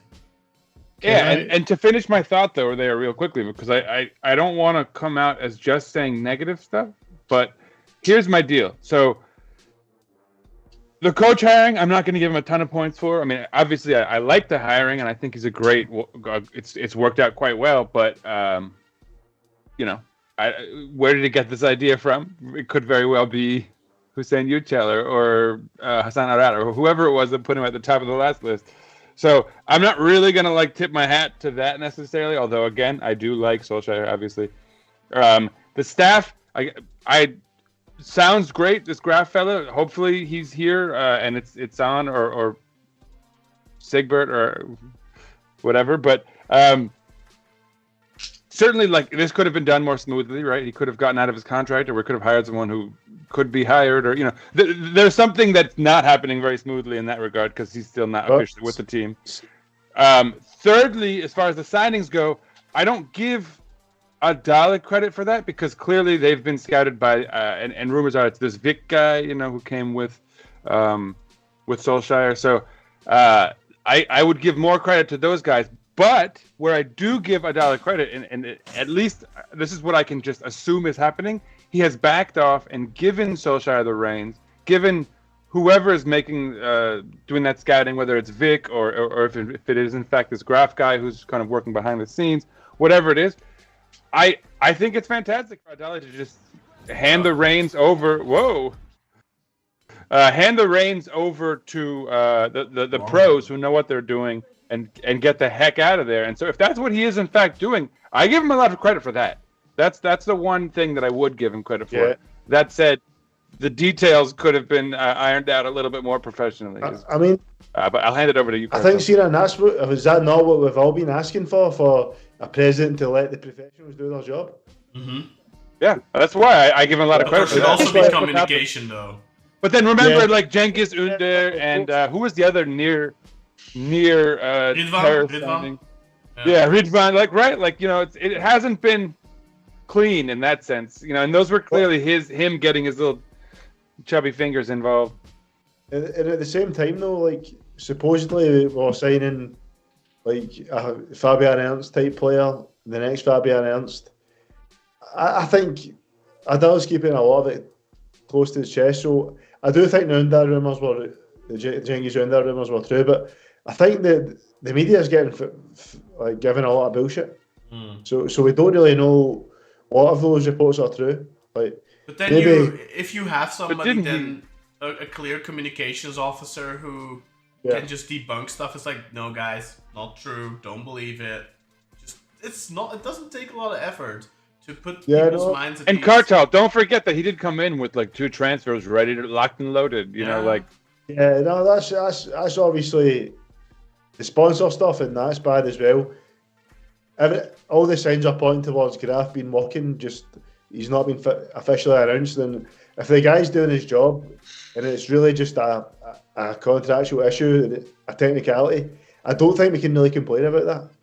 Because if the guy's in and he's doing his work, my only point is that it wasn't done very gracefully, right? Like you'd like to be able to just hire someone and put them in and not have to do any of this nonsense, right? Of course, you would in an ideal world, but if this guy's the guy that's going to help take us to the next level, and if he needs to work unofficially for the first few months, better than not doing it at all, for sure. If that saves you money, for example, maybe if he takes an official job, and I think Ural wanted to add something to this, by the way. So maybe Ural, maybe you can give your 2 cents first before I'm gonna say the same thing or something. No, I just want to add or sort of, question the whole Edward Graaf thing, which to me, there's something wrong there, right? It doesn't make sense. So this guy has been working for Dortmund, and on the 15th of November or something, he was put on how to say that? Hiatus. Yeah, he was dismissed. Yeah. Exactly. He's sitting at home and he has a contract until let's say February. I haven't seen sort of the end date of his contract, but that's what's being said. So this guy is sitting at home. By the way, I checked that. I asked around about that, and that's very uncommon for contracts to end in the middle of February for people in those positions. That I think is not true. It can't be. Yeah. So let's say end of the season then, right? But the one thing is clear: he's not working for Dortmund at the moment. Well, at least they said, okay, you go home. We do not agree, etc. And they pay him. They pay him until the end of his contract. That's the deal. What they have now, apparently. So in that contract there is definitely a non-compete. He cannot work for Beşiktaş while he have their contract. So they need to financially agree on releasing him from that contract, which is possible. So something in the story isn't right. He cannot be working for another club. So how is Dortmund approving him working for Beşiktaş unofficially, but not wanting him to release? It doesn't make sense.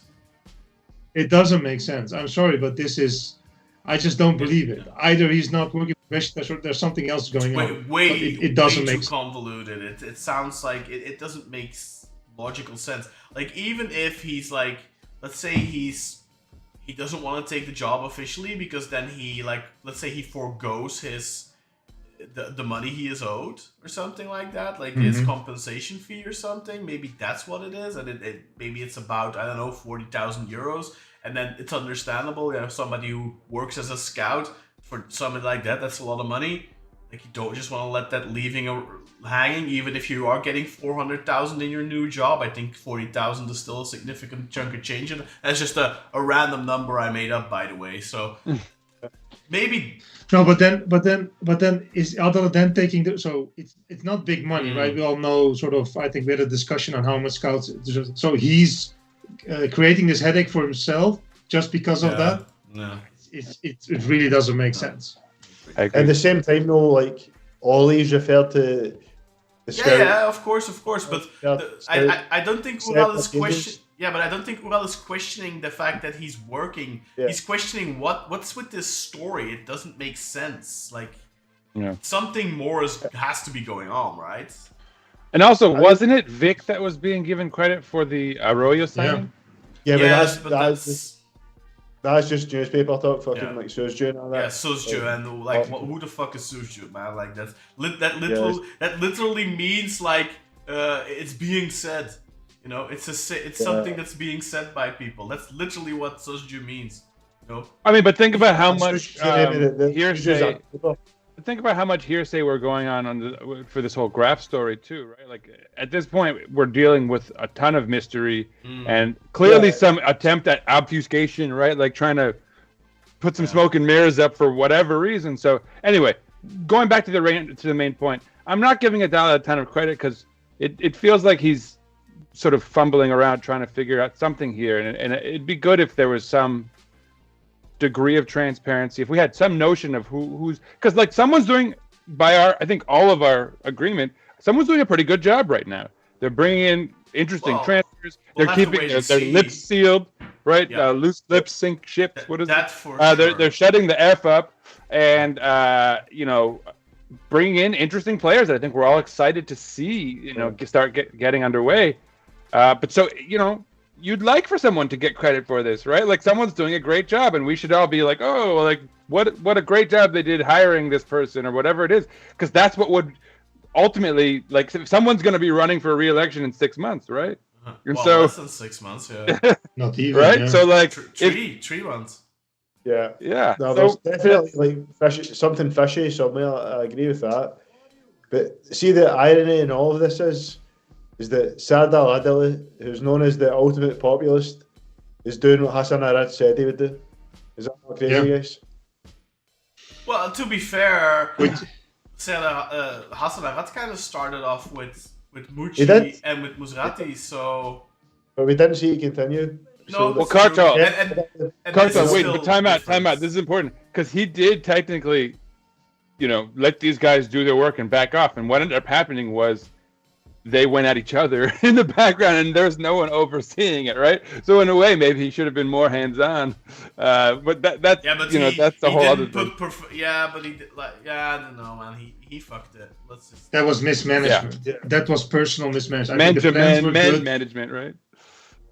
Exactly. So I think the plans were good, and I think that's why also Adal is also sort of continue some of those plans because they were good, but I think execution on Arad's side was really terrible on that part. It's just basic stuff, man. You don't have two people and give them the exact same job. Of course they're going to fucking fight. You know what I mean? Yeah. They're going to butt heads. Well, in Kartal, that's the thing. They didn't give them the job, right? Like he played games with their titles too, so everything was a goddamn mystery. Nobody knew what they were doing, and so it almost kind of helped create the drama. I mean, look, but here's the thing: we have a little bit of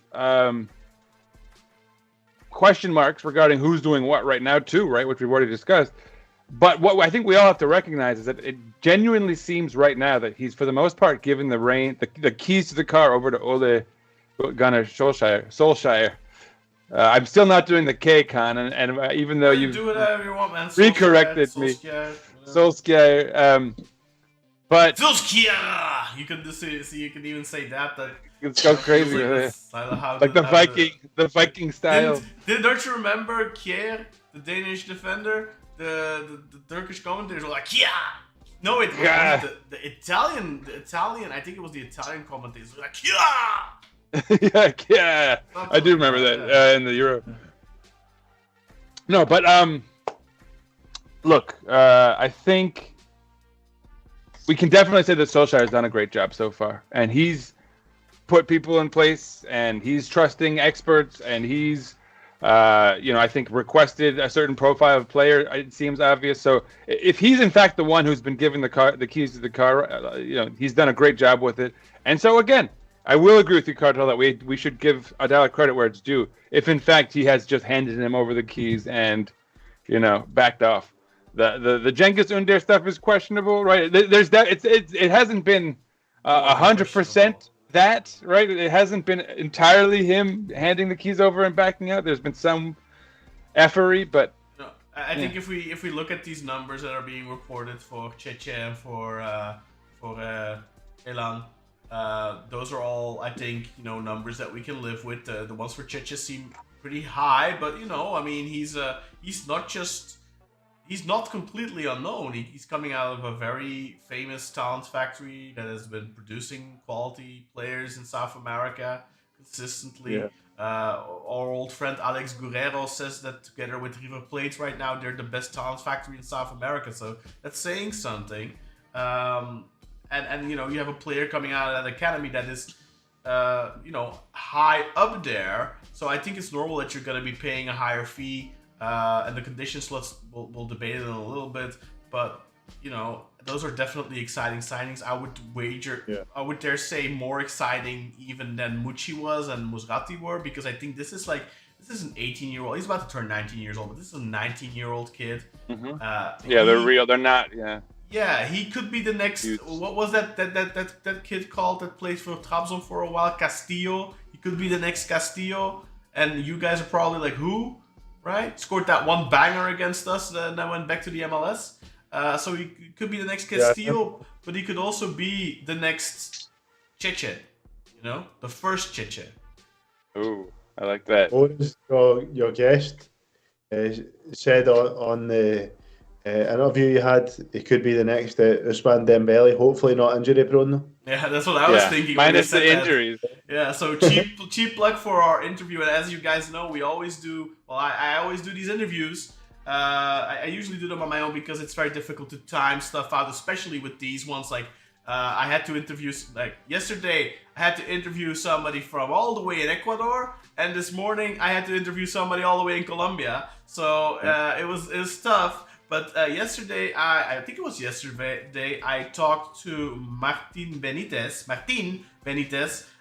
He's actually educated in the US, so his English is phenomenal, obviously. But he lives and resides and works in Ecuador. He owns his whole football academy. He's a scout as well. He's seen plenty of Cheche. There's a 46-minute interview with him. He goes in depth. All it. I have to apologize. It's not. I think it's not my best interview because it was the first time we were doing it live, and I was kind of distracted by the chat, trying to keep track of the questions that they were asking, and at a certain point, we did fine. You did good, Con. Don't even. And today, then I did another interview with Simon Edwards, who's English, but he's actually been living in Colombia for 17 years. First, he worked there as a journalist, then he worked there as a scout, still working there as a scout predominantly, and in the last couple of years he's been working as an agent as well.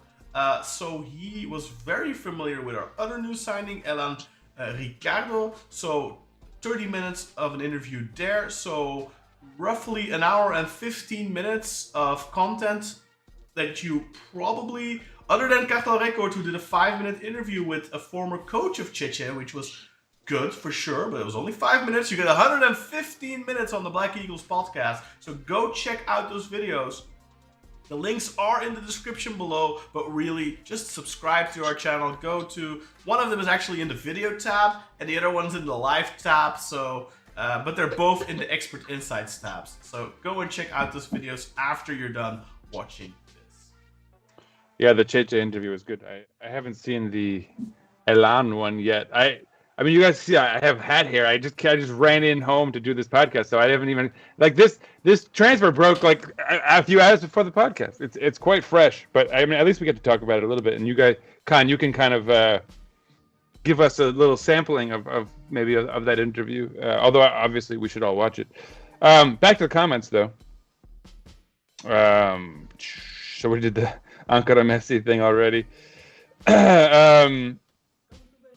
But so yeah, it was a good question, Grey Wolf, and it obviously spurred a lot of conversation as far as how we feel about Adali. And so clearly, still, people are, let's see it before we give him. I think everyone should be worried about putting him on a pedestal too quickly, given what we've done in the past. A question: would you consider this transfer window a success with these two exciting signings and the recall of Amir?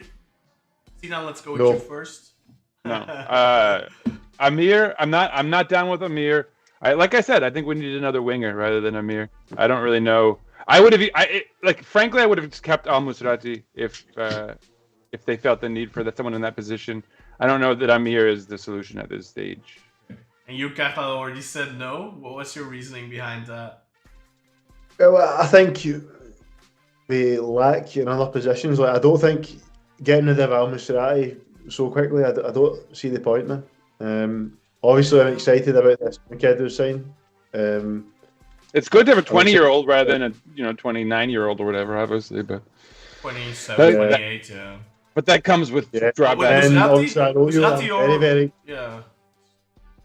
I'm very, very excited about Arroyo, but I think this team needs a striker. It's needs a left back for the time where Masuaku is inevitably going to fuck up again. The team could do with ideally another winger as well. So, I mean, but part of the issue is we've not been able to offload like Oxlade-Chamberlain, which I think we should have always been able to offload.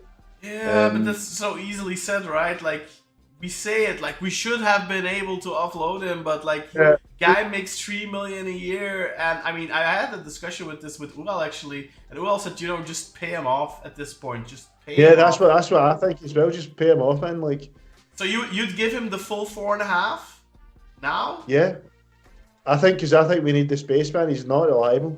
Yeah, but you know? but there is a chance. He plays one game decent. Okay, but there's a chance that he actually gets some minutes in the second half of the season, however slim, and that he does play decently, because he was playing decently before he got injured last time. Maybe he stays healthy. It's a slim chance, I know, but then there is still a chance that you could offload him in the summer, and then maybe you can save yourself 2 million euros or something. It is possible. I don't think. Yeah, I understand why they aren't rushing into that. But then send him to Rizespor or Antalya or whatever. Let him play there. Just swap him with Amir. How about that, right? If you're going to bring Amir back. Yeah. I agree with I mean, that. But I thought that was a good the player idea. needs to agree to that as well, and I think that's Ox was offered a couple of loan spells last window. I believe, was it Sivasspor or no, Hatay I think it was, and he refused. And I think to an extent I kind of understand that. Like, he isn't, what was that? He's not Jonjo Shelby. He is Oxlade-Chamberlain. He's a yeah. You know, I mean, I understand that he doesn't want to go play for Rizespor, for Sivasspor or something. Like, that's kind of like, I wouldn't want that on my resume either if I was him, probably. No offense. Like, personally, I would have no issue with that, but I can imagine that he wouldn't want that on his resume. I'll put it that way. Yeah, but the thing is that he's left, himself no choice. By performing like this, acting like this, there's also some responsibility. If he indicated that he wanted to do his best and sort of try to fight back into the team, then either you show it or you can, basically F off. But I'm more black and white in this. Yeah, but I would just pay him off and get rid of One him. thing we do have to do, we have to give credit that at least they got rid of Onana, which was the other guy that we've been kind of doing that with for a while, right? Yeah.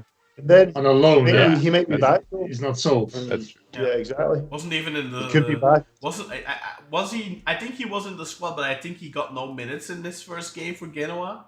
At least Musrati got 28 minutes against Paris Saint-Germain. Yeah. 0 duels, but good passing statistics. Yep. He did lose. It'd be pretty crazy if everyone ends up coming back in the summer. We have just like 40 foreigners. I think the good thing is though, I'm pretty sure the foreign limit's been lifted, so that's true. Yeah. It might not be a huge problem for us. That could actually be good. Maybe that was the plan. Actually, big break. I actually think I actually think Monaco are gonna buy Musrati though. I really do, because I think that I think he is a really good player, and I've gone on record saying that. I have criticized him plenty and harshly, and I think rightfully so. But I do think there's a really good player in there, and I think that at Beşiktaş we just weren't able to see it to its full potential because we don't have wingers. We didn't have wingers, and in that regard, I think I'll always kind of have this little, what if he could have played with Arroyo? But, you know, I think that with the players at his disposal, the teammates at his disposal at Monaco, I think he will shine there much more than he did with us. And I think they will easier look past his flaws, which is his lack of physicality, his lack of duels, all that kind of stuff. I also think they kind of knew what they were bringing in. And I kind of feel like with us, maybe we didn't. Because we're, you know, aimless maybe a little bit in that regard. Although, you know, we'll talk about this later, like, it does look like we weren't, like, everyone in the media was talking about, oh, Beşiktaş want a Joseph-style 6 or, you know, a hard man 6, a Fabian Ernst, Joseph style, and every player that we were linked with, where, you know, the Fabrizio Romanos of the world and other top journalists, so with good connections, like from Bild and all that kind of stuff, were saying, you know, Beşiktaş were in for this player, for that player. Neuhaus was one of them. You had, which other ones did you have? A couple of names, but all of them were really creative players to an extent. Players who liked to pass the ball. They weren't breakers. They weren't hard man anchorman sixes. So wasn't this German guy that we were linked with? That's already been refuted, right? Neuhaus. Neuhaus. Allegedly, he changed his mind. Yeah. He's but I think that was just something. Yeah. Anyway, it doesn't matter. But he's essentially an Özyakup style player. So really? That's not exactly a Joseph or an Ernst, is it? And it looks like Élan Ricardo isn't either. Although, yeah, I mean, you said if he's been playing 10 in his career, that's... No, well, I mean, that's one of the things that was said in the interview is that he could play there. He's somebody that can play 8, but Simon did say he's more a 6/8 than he is an 8/10, and it's just that he's a really good football player, so you could put him on the 10 as well. But I think sometimes in modern football those make the best 6s and the best 8s. Yeah, and he did also say that if you want to be on the front foot like we want to be, that the 6 would be probably the best place for him. Yeah. And I actually had a look at his stats after I listened to Khan's interview. I had a look at his stats and see last season, and because they have 2 phases in that league. Oh, the Segunda and the Primera, yeah. In the first phase of the league, his stats are really good, man. His passing stats are good. His defensive stats are very good as well. His tackles were really good, eh? Yeah, his duels won very good, which is obviously night and day compared to Musrati, who apart from a couple of games, ironically in his second last game against Antalya, or that might have even been it was the second last game he played against Antalya. Yeah. He was actually good in the duels, but in general in his Beşiktaş career, he wasn't good in the duels at all. Now we've got a midfielder who's a lot better in the duels. From what his long passing, his accuracy was kind of okay, not great. So he's not going to be like Musrati style with the long passing. But it seems like he's maybe more of an all-rounder. Yeah. Than Musrati is. I was just reading that cat comment, by the way. That's why I laughed. Because I always thought that was the floor too. But I never really noticed the cat there. So I can imagine that looked like a lion size. Yeah. I was going to... He's medic. Like, we took him to the vet recently, and the vet was like, the medical term for what he is chunky. So... I don't know. He isn't small. I think we could say. Oh, anyway, I have a skinny little dog. Where is she? Yeah, you got a little one. The old fella was a bit of a chunker. Yeah, she was a chunker. But Rachel is a very skinny one. Yes, her name is Rachel. Ridicule me in the chat. Is that for Friends? Is that a Friends? Oh yeah, it is from Friends. Yeah, there you go. All the puppies in that nest she was from were called after Friends characters, including one named Gunter, because they had one too many, I think. Is that the cafe guy, right? Joey, yeah, it's Joey, or Ross, and Monica, Chandler, Rachel, Phoebe. Wow. All there. Anyway, back to the chat. The Vigilante Turk has a question for us that I have no answer for. He goes, "Hey, hi guys, what do you think about Arda Ünyay? News from Ajanspor." No. Apparently, I just read actually that the Galatasaray are trying to swoop in for him. By the way, wouldn't that be typical? Maybe that's their guy, and they're trying to link it to us. So they're like, oh, we stole one from them. Maybe he's super shit, and Settle Adala leaked it on purpose, so Galatasaray waste their money on him. Apparently he's really good, Can. Yeah, okay, according to? Yeah, I spoke to a friend of the podcast, Nadim Naja. Okay. Fellow Scotsman. He's also a big anchor. To be fair, Nadim also thought Altay was good. I mean, come on. But Nadim says that he thinks that this is the best youth player he's ever seen. Ah, god damn it. Alright. And he also said that he thinks this guy will go right to the top. Central defender. Yeah. Is he right-footed? Is he right-footed? Right. Oh, it would have been funny if he was left-footed. It would have been so hilarious. Yeah. That's what we need. Another left-footed. There's 24 it's 25. What is 25 hours? Well, 24 hours and 45 minutes left to get the deal done. I mean, a Turk could be useful, a young Turk. For sure, yeah, definitely. And what was his name? Arda Uylal, right? Arda Unyay. Uylal. Unyay is what I'm saying here. Unyay. Oh, yeah. Okay. Let's just call Jason says amateur hour from the Gladstone English account. Yeah, that's what you were showing, Khan. This is dynamite. I think he means the Adana, this whole Adana Demir situation. Grey Wolf, did you see my rant? Yeah, or that maybe. Yeah, there were some comments, but there we go. Here, that's coming up. Grey Wolf, did you see the Twitter video where Okan Buruk's teammate stated that he used to practice diving in his bedroom? I'm surprised by that. I wish I could say I was surprised. Yeah. But Okan wasn't even the worst one, man. Ari Verdem was the worst. He was a professional diver, and I say that without any irony. I legitimately think they train on diving because, and I said this. I think they were like I had an argument with a Galatasaray. I had a conversation with a Galatasaray fan. Like a couple of months ago, and he's like always complaining about Fenerbahce and they're obsessed with us and this and that, and I'm like, dude, like shut the fuck up. You two, you're like a toxic couple. You deserve each other. Like you both are the same. Like you deserve one another. You're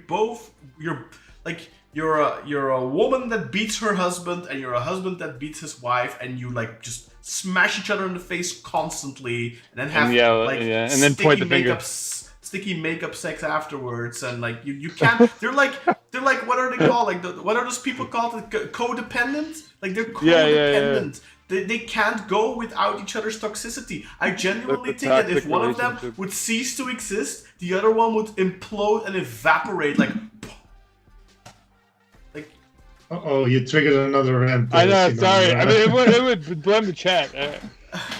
This is something for the VIP exactly, podcast. Yeah. A long rant from go Khan. to patreon.com/Beşiktaş We should have a Khan's rant. We should just have a weekly rant. They get occasional rants in the VIP podcast from me, especially when there wasn't a transfer for like 30 days or something. That was a pretty nasty little stretch there. Anyway. Grey Wolf, the Okan Buruk thing. Alper. Kartal seems way happier now that we have some young faces in the team. Yeah, that's true. That's what you wanted the most, Kartal. Nasser says the Jose Mourinho effect. That's because when you were talking about the penalties, Khan. They've been getting those penalties before as well. Nasser, like Galatasaray and Fenerbahce, both of them, like they are systematically, artificially being kept at the top, and like. The last 2 years, they have so much more quality. They have so much more budget than everyone else. Like they have a much better squad. But the thing that, like, I don't have a problem with them being number 1 and number 2 right now. I have no problem with that. The thing I have a problem with is that they still need help. And Galatasaray recently more so than the other one. But like every game, they need to get this unfair edge. Like against Adana Demir, like this is the irony behind all of it. This is a team, like their official account tweeted it, like, they're bottom of the table with 5 points and minus 31 games. Yet you need to resort to pure simulation to win a match like that. Can't you just play like fucking men and beat these? Most of these guys are like kids, right? Like 21-year-olds that. Probably aren't good enough to play in the academy teams of the big three. Why do you need to do that? Like, I understand it's second nature to someone like Dries Mertens, who has made a career out of, diving like that. That's definitely not something he learned and picked up suddenly at Galatasaray. They very much recruited him for that quality, I'm sure, because they actually, and again, I'm not kidding here. This is not me speaking out of rancunity or anything. Like rancor. It's in their DNA, and much more so than with Fenerbahce. With Galatasaray, it's really part of their club DNA. When I say the club values of a club, Beşiktaş, if you type club values Beşiktaş, you will find a whole page on what the norms and the values of that club are. Type the same thing for Galatasaray and for Fenerbahce and you will find their stock exchange. Because they don't have a club values page on their website. But I can tell you what Galatasaray's club values are. And that is winning above everything. But when I say everything, I mean everything. Honor, honesty, decency, everything. That is no, but I'm not kidding. That is their DNA. There's this story about in 1993 they played Manchester United, and one of their board members in the stands. I don't remember where I read this story, but it was credible because it was the person who published it. I don't remember who it was, but it was like something. It wasn't just hearsay. It was, you knew it was real.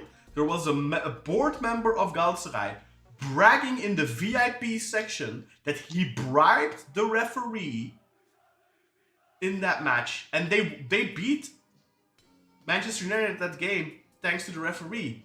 And this guy was just openly bragging about it. He bribed the ref. I managed to bribe the referee. That is Galatasaray. Yeah, I think they went through on away goals. Yeah. That's what I remember. Yeah, it's possible. It's 3-8 in Old Trafford, then 0-0 in the Sami, I'm sure. I mean, let's not forget, last year there was a, they did like a kind of, it was a viral tweet where they had sort of revealed the sort of Scottish guy that was like advising the referee. Oh yeah. And like one of the referees in that like forum, that chat where they were all getting advice from the Scottish guy, his name was like Aslan, like it was like gay, like Champion Jimbo or like it was something like something stupid, Aslan. yeah. Because Aslan, you have plausible deniability that could be your last name or something. No, it was it was like Aslan 04. It was something very obviously Galactus. It was something very obvious. But the worst thing. What was I thinking? You remember last season of course in Fenerbahce just as guilty here, because they're little petulant children, sending out their under 19 team, embarrassing those children in front of, all of Turkey and a large part of the football world, because everyone saw that, sending out their kids, losing after 1 minute, walking off the pitch, but then the absolute shameless celebration without any shred of shame whatsoever, celebrating like they won the Champions League. It was ridiculous. And I understand there's people in the stands, they paid their hard-earned money for those tickets, you want to give them something, but have some fucking self-respect, man. Like, have some fucking self-respect. And it's the same thing here with the Adana Demirspor game. Like, after the game, like, the fans are, like, just like, oh, we paid money and blah, and blah, and blah. Well, you know what? If Galatasaray really cares about their fans, let them pay their tickets back. That would be the right thing to do. I'd be surprised if they did it, though. Because they need they need all that money to pay off Osimhen and to pay off Icardi and to pay off Morata and to pay off... 4 strikers. Yeah. Khan, how are you going to pay? How are we going to pay back black market tickets? It's also true. It's going to be complicated accounting. Also true. Yeah, you have to pay. You have to give them €250 back or something.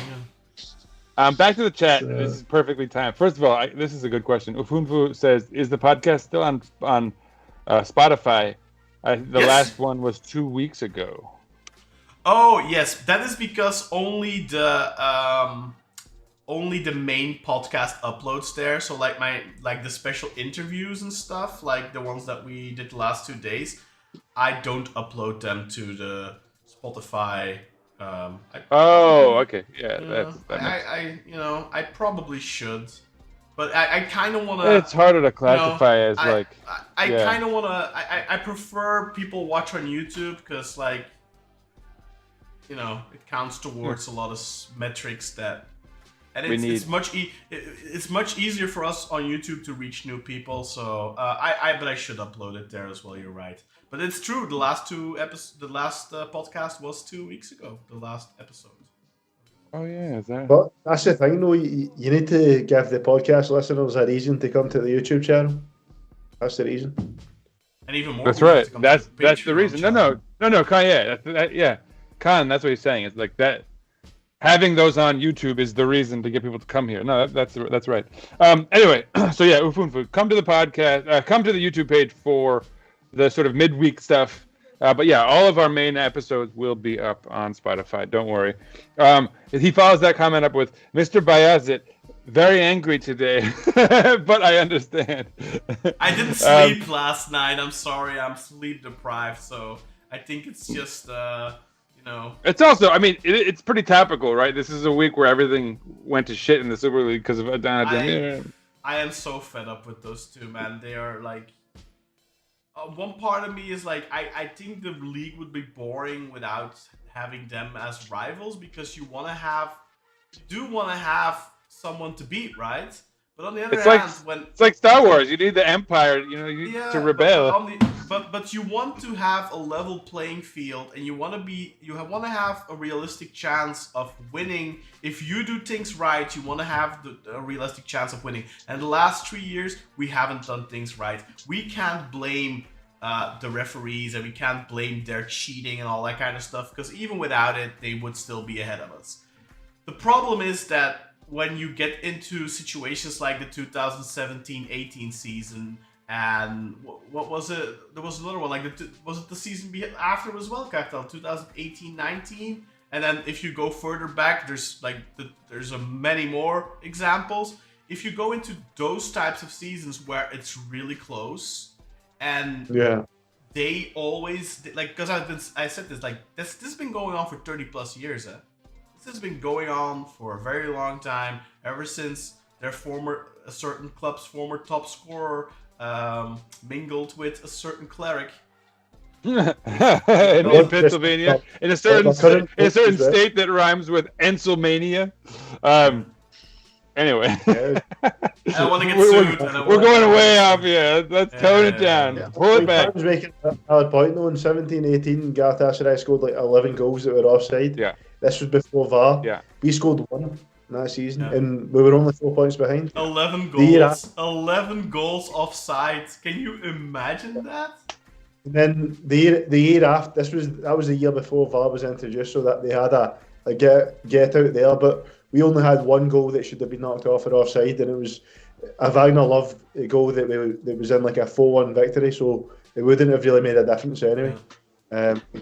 11 and also goals, Capital. I didn't even. I mean, you remember that kind of shit. That is all. I have purposely, I think, pushed that away, because if I remembered all that kind of shit, I'd just go mad with anger.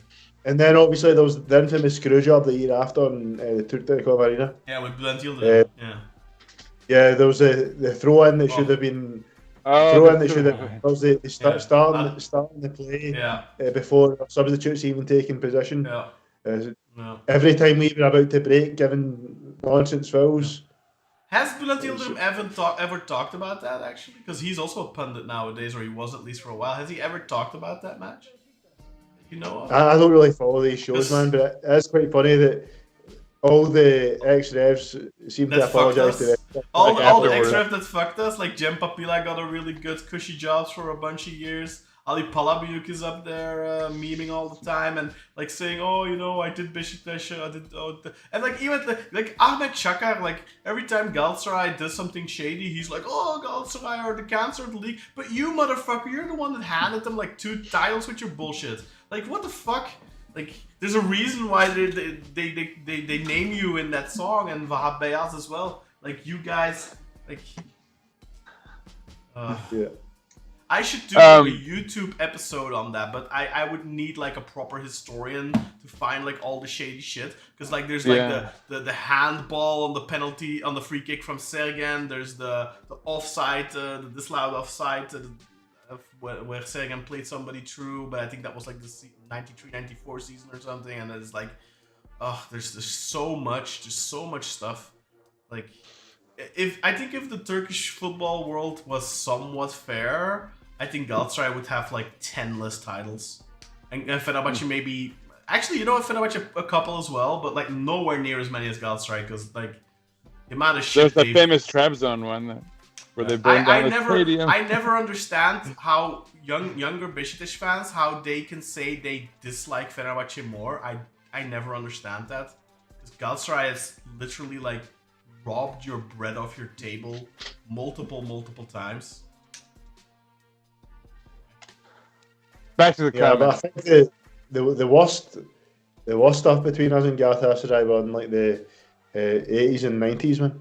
To be honest, like that's when they had the You the say that, head- but like then you were like talking about some. yeah, I know that's true, bro. That's 2 titles, but was there not like titles in the 80s and 90s as well where like there was one year we ended second, and then there's the Zalad scandal with Ankara, remember? Yeah. And then there's the one where they got the Tofaş cars for the Sivasspor players. Yeah. And they gave And Denizli as well. Sivasspor players they paid for performance enhancing drugs as well. Yeah. This was Mesut Bakkal about Yeah, this in his book. he's gone on record, I think, saying it in interviews even, Mr. Bakkal. I think there's recordings of it, of him talking about that. Oh. Yeah, and it's one thing about Tevfik Prim, because there's one of the songs we have for Galatasaray. Like, I don't know if Topçu have songs for Fenerbahçe's alleged Cheche, but we have a fantastic song for Galatasaray, and it's like a sen var ya sen, Cheche'nin kralı, Tevfik'in babası, sen var ya sen. It means you're the king of cheating, of match fixing, and you're the father of the encouragement bribes. So back in basically, Tevfik Prim doing that Tevfik Cheche is basically paying a team to say, "Oh, we'll give you this money, but go and fucking give it your best." If you beat them or you draw them, you take points from them, we give you so much money. So back in the 80s and the 90s, that was not officially considered match fixing, but paying a team to use performance enhancing drugs definitely is match fixing in every fucking situation. And so is bribing a goalkeeper to let in 8 goals. Even though, Katla, I don't know if you noticed, but they actually didn't need 8 goals. But the thing was, a couple of seasons before, we won the league on goal differential, and they were so traumatized by that they fixed a bunch of games that season to make sure that they had a higher goal differential, including the very egregious one against Ankara. And then it was very poetic how we kind of fucked it in the last few weeks of our last title, and then we ultimately won on goal difference. And a lot of people said that was the revenge for what happened with Salah. It was quite emotional. It's not even revenge because you don't get them back. You just beat them, and deservedly so. So it's not even like revenge. Yeah, but it's just you earned it. Yeah, but I'd say it's quite poetic. But how it's poetic. I mean, justice, really, me personally would have much rather that we beat them by like 7 points or 10 points, like we deserve to. What's that? How did this turn into a Galatasaray Cheche debate? What is that? TDT is talking about Arda Unyai now. Okay, what are they saying? We've started talks with him. Apparently. Read it. Oh, okay. I was gonna say read it. Let us hear your best Turkish. No, I already translated anyway. Well, but then there's also apparently this is on Kartal record, by the way. Apparently, we are trying to buy out Jedson's contract from Benfica. I actually have that. Ural, you haven't said much of anything. Do you have anything to add to our Galatasaray hatred here? I think that was deliberate. I didn't want to add and sort of continue your rant. I hope you don't have I hope you don't have a Galatasaray in the house or something like your. Yeah. Well, regardless, but I think I still hate Fener more. So I don't understand. Make it. But I don't want to add. Let's get back to the comments, guys. Let's continue. So we have Veysel Ege, who says, "Good evenings, Abile." Hi, Veysel. Third, if we're lucky, he's answering that question from earlier about how far we could get. And then we have, thanks for subscribing, Ozan Bashkuyu. Welcome, my friend. And then Veysel says again, by the way, is this Veysel's first time commenter? I says, I love the new signing policy. We should be in rebuilding state right now, even if we're not running for league title for 2 years. It's fine. Just get the economic state of the team to a good place and focus on Zidane for Europe. I wouldn't go that far, right? I don't think we need to not chase the title for 2 years. I think we should be in place to go for it next year if we make a few good moves and we don't fumble the bag too much. Yeah, but look, I think it all depends on how those other two are gonna be again, right? Are they gonna be like they are this season, and are they gonna get on top of that the wind in their backs again from the referees? Because if that, then yeah, they're gonna end up on how many games are we in? Like 22 games in, and they're like 60 points or something ridiculous. So like you can't compete with that. But if the referees are gonna start acting normal again, and maybe they also like drop a little bit in level, maybe they can't keep it up for 3 seasons straight, then they have a somewhat more normal result, then you can definitely compete. But I think if we can be where Samsun is right now in terms of points this time next season, I think we should be happy-ish. Depends on, it always depends on how the games go and all that kind of stuff, You're always going to have a Gaziantep game and Antalya game and maybe a Sivas on the road in the winter. You'll always but I think Leicester should always aim for championship. I understand where you're coming from, and also considering the last 3 years, but the plans should always be for championship, of course. regardless of it's one thing, I guess. Issues, Yeah, exactly. I think you got to aim for it, but then the realistic fan should also not be too upset if that's not what we end up with, right? Because we know where we're coming from. And you need to build towards it in a most sustainable manner. You can't go and splash 6 million a year on, another Immobile type signing. You can make an exception for a very, very special player that can lift you up to that next level, that next step you need to be able to compete.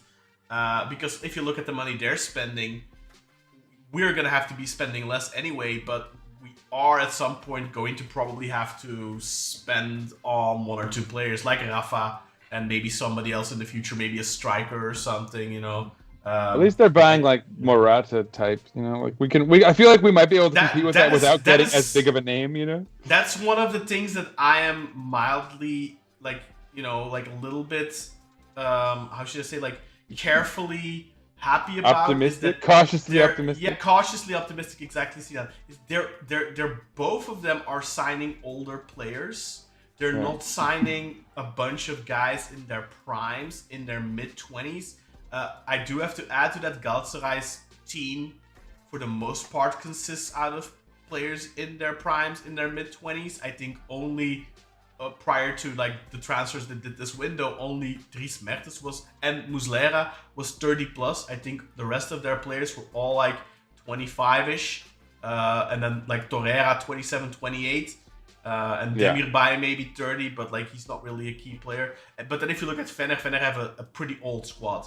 So for Fener, very old. Fener are going to have to constantly be replacing parts in that team in the coming years. They're not going to be able to keep this core performing at this level. I think you already see a little bit of a drop-off compared to last season, although I think they're a little bit more stable maybe, I don't know. Especially now, but also look what money they're spending. Yeah, Galatasaray, but Galatasaray... And their players are going to be a year older next year, guys like Tadic and Jack. Yeah, exactly. With Galatasaray, there's the possibility, of course, that, Spaghetti Head and co. maybe leave, although I doubt it, because I think any half-decent scout will see that half the shit they get away with in Turkey. I mean, if you're scouting a guy like Barış Alper, obviously you see the work ethic, the stamina. You can't discount that. But then you also see the way he goes into challenges, the way he goes into duels, what he constantly gets away with. He's not gonna get away with that kind of stuff in another league where he's not playing for, the favorite child, Yeah, of course. Yeah. Unless he goes to another league and plays for their favorite child, I guess.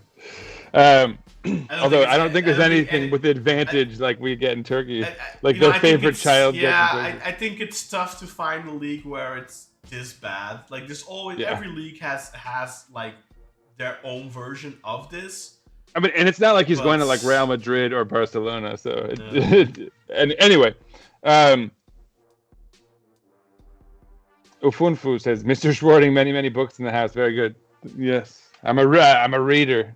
Sorry about last week. I have a bunch of audio books. I'll let you know. Let me see. Where's my audio book library? You're showing off your audio library. You got to find a way to. You got to print out the covers or something, man. Put them on the wall. Here. No, I like the aesthetics of books. I always like. I remember like in college, everyone would have posters on their wall, and I'd always just try to have as many books out as I could. I thought that was a nice decor. Anyway. Why is this camera is doing weird stuff? It's not showing. Oh yeah, look at that. It's in fact it's blocking you. What is it doing? It's like. It's because you have the image in the background. Yeah. 154 books. That's a decent amount, I would say. There you go. Yeah, I don't know if you guys want. That's fiction over there. That's fiction. Got some philosophy over here, like theory over down there. A whole library scenario. Anyway, but yeah, again, sorry for getting mad at you last week when I misunderstood your like criticism of Khan. I got that all wrong. Anyway, moving on. Alper, that cat looked huge. Boy, my house is hitting the comment section. The cat looked huge to me before I realized, yeah, this is a table, and he is a chunker. I mean, that's what the vet said, so I gotta trust her. I saw someone misspell Neuhaus as Bauhaus. I'm dead. Shouts to Mies van der Rohe. Hayretin Akun. Haha, that explanation. That must be about UConn. That's got to be about the penalties and all that. Alper, good job explaining the Saudi Gelinler. So yeah, that's for UConn. Galatasaray lost.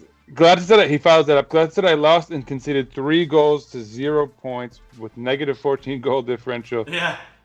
Kiev, by the way, with the help of a nearly deceased Yarmolenko. And Jason asked if it was the Welcome to Hell match, the one where you're talking about the Man U. The guy who like came out and said he bought the ref, which fucking. What kind of a dickhead like brags about that kind of thing anyway? Like, just what a world we live. I don't even understand how in sports. Yeah. I don't know what and obviously that's like someone who's so wealthy that they're just trying to like swing their dick around, like look what I can do with my money. But like, look what you can do. You can be a fucking asshole. You can be a sociopath that like ruins things that we all want to be able to enjoy. Just anyway. Grey Wolf, thoughts on the referee telling João Mário, who was taking the penalty while the fans were throwing snowballs at him, and he received a yellow card afterward. We already talked about that, Grey Wolf. I don't want to go too far back into that, but we all agreed that it was a stupid yellow card, and that João Mário was pretty justified, and it was a pretty timid and like not like unclassy or anything kind of response. It just I don't know. That sucked. But again, we've talked about the refs plenty today. I don't want to get anyone going here. Jason, well, I dislike Gala more because 80% of Turks around me support them. Yeah, I mean, that's probably why a lot of people hate Galatasaray the most. I mean, not to mention all the fuckery. No, it's the fucking chica, bro. Yeah. The fucking cheating. That's what like, there's no other reason. Well, sure, but I guess most fans are sort of like relatively plastic, is what I mean, right? What do we have here? Tweets. That's kind of fun. Let's see. Do you want to read that out before I finish? Let's finish his comments. There's only 2 more. If Turkish football was more fair, we would win the 2003-2004 title. This is Alper. Lucescu would stay and bring us young Brazilians and maybe even a European Cup. Like he did with Shakhtar. This is sort of a Marvel what if scenario. I don't know. I don't think that's true. Yes, maybe Lucescu would have stayed. However, we would have never been able to afford those young Brazilians because if you look what Shakhtar Donetsk were paying already back then for those Brazilian players, they were paying a fuck ton of money for those players. No chance we get those. Wasn't one of those guys Alex Teixeira like on his first Yeah, go but around? that was like later. That was like in the 2010s already. Oh, Like, okay, in alright. the 2000s, they had a bunch of other really good Brazilians as well. Cheche. Including- well, that was much later as well. Yeah, Like, yeah. including- what was a striker that played for Arsenal? He was there for a while. Oh. Edward. Eduardo. Eduardo, yeah, there you go. I was close to Edward. Yeah. Edward. By the way, I mean, just- technically, that's just the Brazilian version of Edward. I'm just quickly gonna read out this tweet in the meantime. By the way, this is about our new player Élan Ricardo and Maurizio Luna. Andres Luna writes. Arostegui. Yeah, we used to communicate quite frequently back in the Pedro Franco days, and he says, "What's up, Khan? Has been a while. Yeah, about 10 years or something. No, not that long. Élan Ricardo, you guys are getting a very talented young central midfielder. Last year, he almost joined Watford, but greedy agents ruined the transfer. Hopefully, he'll get comfortable quickly with the new surroundings." So, encouraging words from Mauricio. You like to see that, yeah. Definitely. Our chat has rewound, but it's all right. We're all caught up now, so I think we're good. There's one more comment from Jason about Galatasaray and the goal differential and all that, but I think we've flogged that horse to death for sure. Yeah. What else is there to say? I mean, should we talk briefly about these transfers? I think we should talk about the transfers because I feel like we haven't talked enough about them. So, yeah, at all. So let's talk about our first signing. Let's talk about it chronologically. Cheche is his nickname. Keny Arroyo. Keny Alexander Arroyo Alvarado is his full name. 18-year-old Ecuadorian winger. Can also play in the number 10 position. Can play both on the left and on the right wing, according to his own interview that he did on the Beşiktaş YouTube. He prefers to play on the right wing. He gets, guys, the number 10 jersey, as you can see on the background there on Kartal's post, and I'll bring up an image as well for everyone to see. Let's have a look here at Cheche's shirt. Where can we find it? The number 10 jersey. We also have it on the thumbnail, of course. Here's the three amigos. Here's Cheche with a shirt. I think we have a nice one with him posing. No, we don't have that one here. It's somewhere else. But Cheche Arroyo Jr. on his shirt. So that's pretty cool. Keny Arroyo Jr. on the shirt. The number 10. And then what I kind of wanted to ask you guys is, one of the things that was rumored was that, I think Serjan Dikme posted this, is that in the meetings, Cheche had told the board that he liked the number 10 jersey if it was possible. And of course, as you all know, the number 10 jersey is available this season. We don't have a number 10 since Abubakar was let go, and we didn't give anyone else the number. So apparently the board at the time said, well, that number comes with a great deal of responsibility, just like how Uncle Ben always told Peter Parker, great power comes with great responsibility. The number 10 comes with great responsibility as well. What do you guys think about that? I want to start with Ural, but like, how heavy do you think that number 10 jersey weighs? And if I were to ask you to give me your top 3 number 10s that you've seen play in a Beşiktaş jersey, who'd you pick? Yeah, so I think we had a discussion in the WhatsApp group about sort of what the weight is of the number 10 at Beşiktaş, especially the last, I think, decade or so.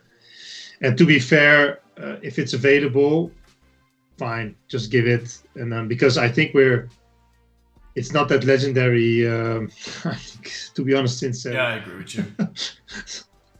So yeah, if he really wants it, and if it will make him play better, then let's do it, right? No problem. And then we can also take it away from him if he performs. Have we had a worthy? I'm not too hard. Have we had somebody worthy of the number 10 jersey? Somebody that could even come close to remotely filling Sagan's shoes since? Oof, yeah. So the only one I sort of... Okay, then on. I think the closest is Delgado.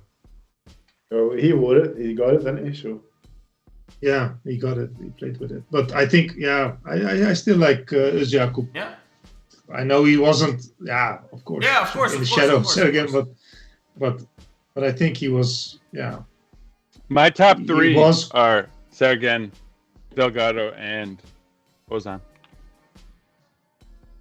but the thing is, like Olsen kind of dropped off after he got the number 10. I know he was better as a 15. I have his jersey as a 15 next to it. I'd actually go out and say that Abdi Kalman was one of the best players we've had to wear the number 10 in recent years. That's true. I mean, because he had that torrid. Right? He kept the coaches in his job for a while. I think Shifo Mehmet has to be up there.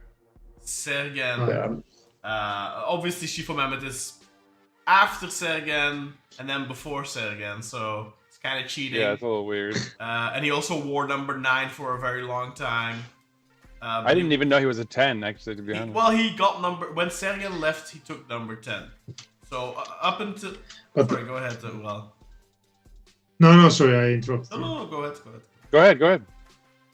No, I just want to say the moment that we gave out Weghorst the number 10, I think that whole sort of the number 10 is important for Beşiktaş. It all The fell, mystique was gone. I kind of like strikers using number 10. I don't mind it at all. I think obviously if you have somebody that's clearly should have the number 10. No, I think Olcay Şan, he was by no means That one. I was gonna say that was the one that annoyed me the most. Yeah, but he was by no means a number 10 player. But I think he definitely performed. He performed. Yeah, that's the funny thing, man. Like he was good, but not a 10. But he probably, over a long stretch anyway, because obviously Abu Bakar had a great half season for number 10. But after Sergen, he probably had the most consistent run of a good few years with that number 10 shirt. The reason I don't put him up there though is because he didn't do number 10 like things, right? He was a very serviceable, almost like he was like an elite role player kind of, you know what I mean? So it's not like. I think you could actually make a decent list of playmakers because you could go with Guti, you could go with Manuel Fernandes, you could go with Rafa Silva, Jose Sousa. He's not really Jose Sosa. There's definitely number 10 players who never wore that number 10. Who would probably be worthy of the number, but they never got it. I didn't want to say that. I didn't want to say it. No. Talisca wanted the number 10. I remember this very vividly. The reason how I know this is, after obviously Olcay left in January 2017 after 4.5 years with the club, and then at that time the rule was you couldn't change the numbers and stuff like that. Now you can actually change the numbers. But back then you couldn't do that.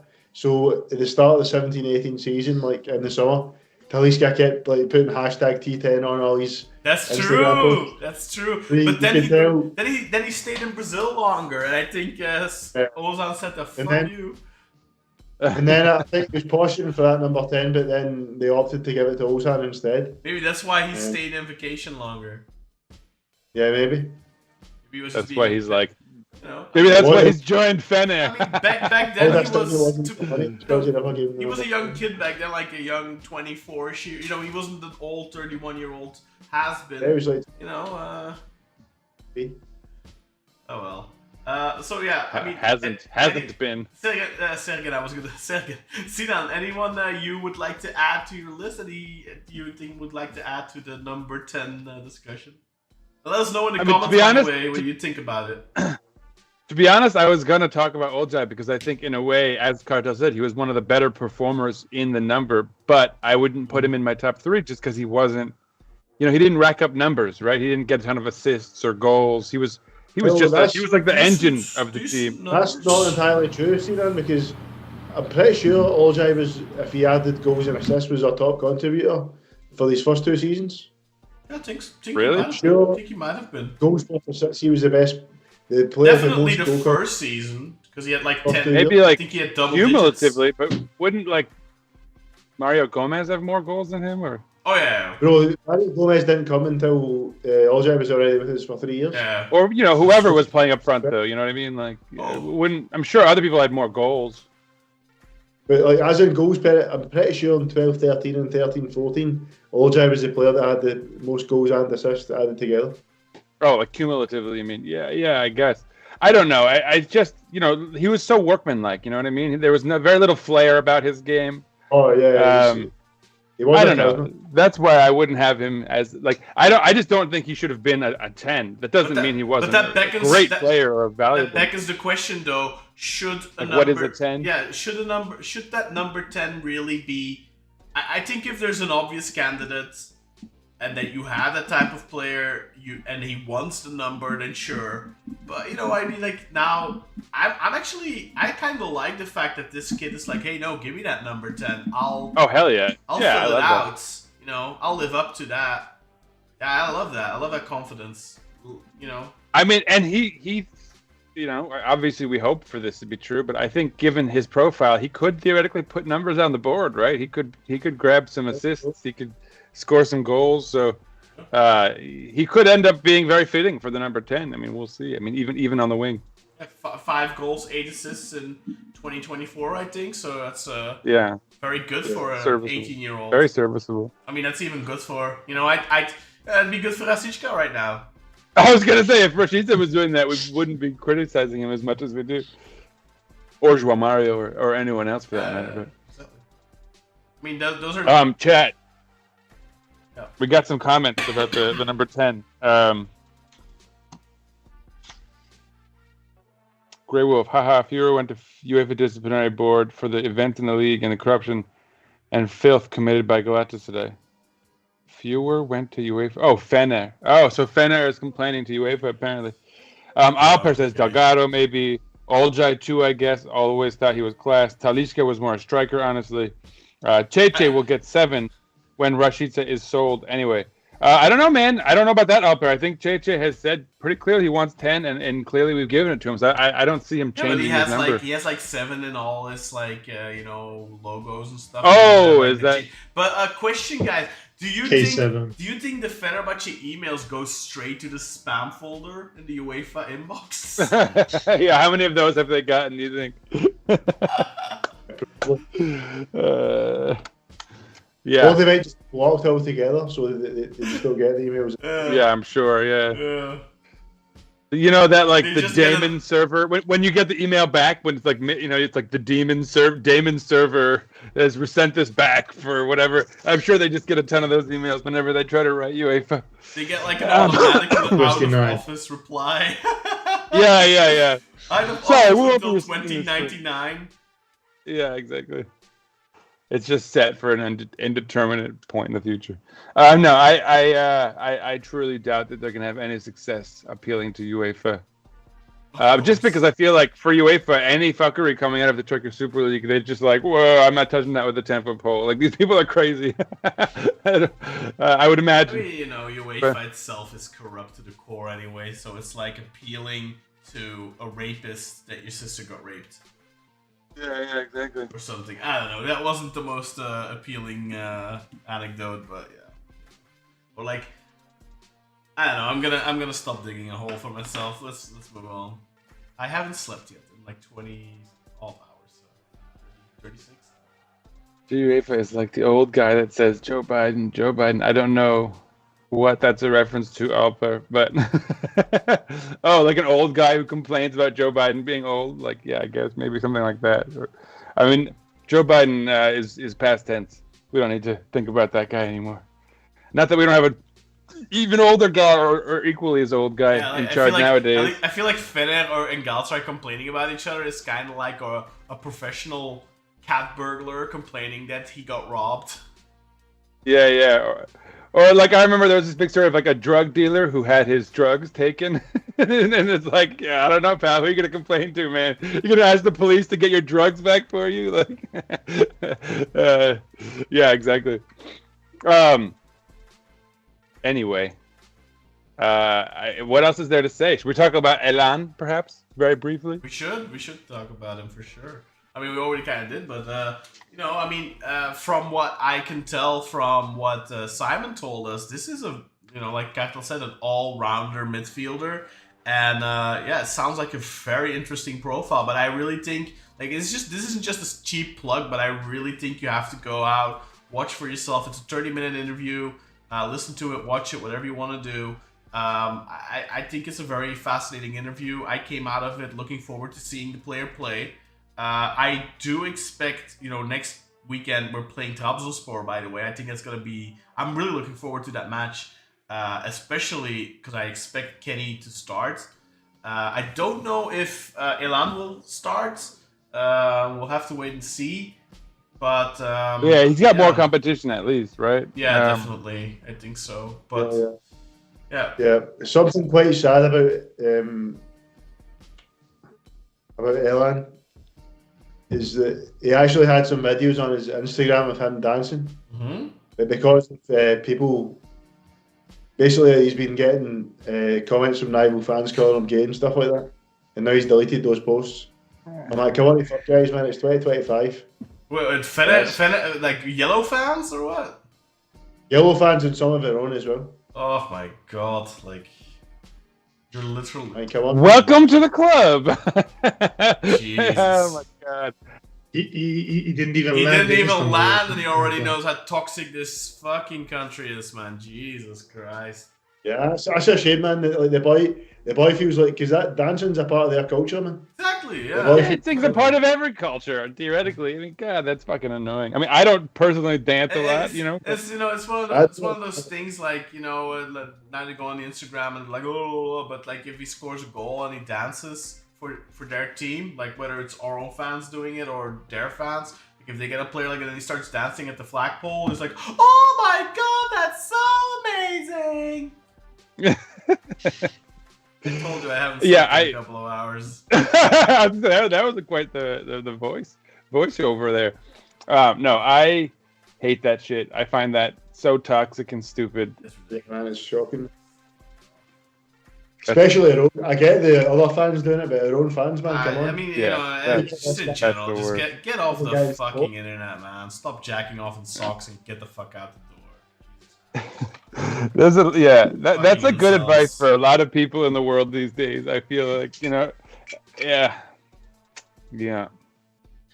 I think since we're getting these young players and they're getting out of their country for the first time, etc., I think the club really needs to get some mentors or whoever they can level with and protect them and sort of guide them through the jungle of this type of shit. The city that's Istanbul, and especially with the fans, etc., because I'm also a bit worried that otherwise they're going to be eaten alive with the things that are coming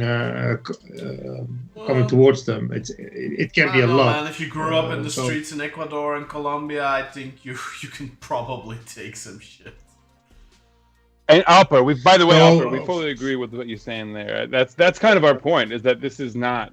It's like that's what Carto. When Carto said it's 2025, that's what we mean. Like, who fucking cares? Let the man dance. He can dance if he wanna. He can leave his. And frankly, he can put his junk wherever he wants to. If he gives us a championship, I don't give a shit where he parks. Imagine he scores like a rocket in the derby, man, in in a month or a half or 2 months or whatever it is. Imagine these people can shove that bucket up their arse, man. That's what they can do to the rival fans. Yeah, exactly. What's this? They can take that one up there. Billy Erdogan. That's an awesome name. Billy Erdogan. Yeah. Billy, are you from the US? You've got to be Billy. I guess is Billy common in the UK, Carto? I assume people go by William. William. Yeah, it's like a shortened version of William. Yeah. They go by Billy. They do, so that is. I thought that was more of like a gringo thing. Anyway, Billy, we all need to be consistent with the winnings and keep adding quality players and a lot of patience and faith. Well, we'll be all right, guys. Thank you.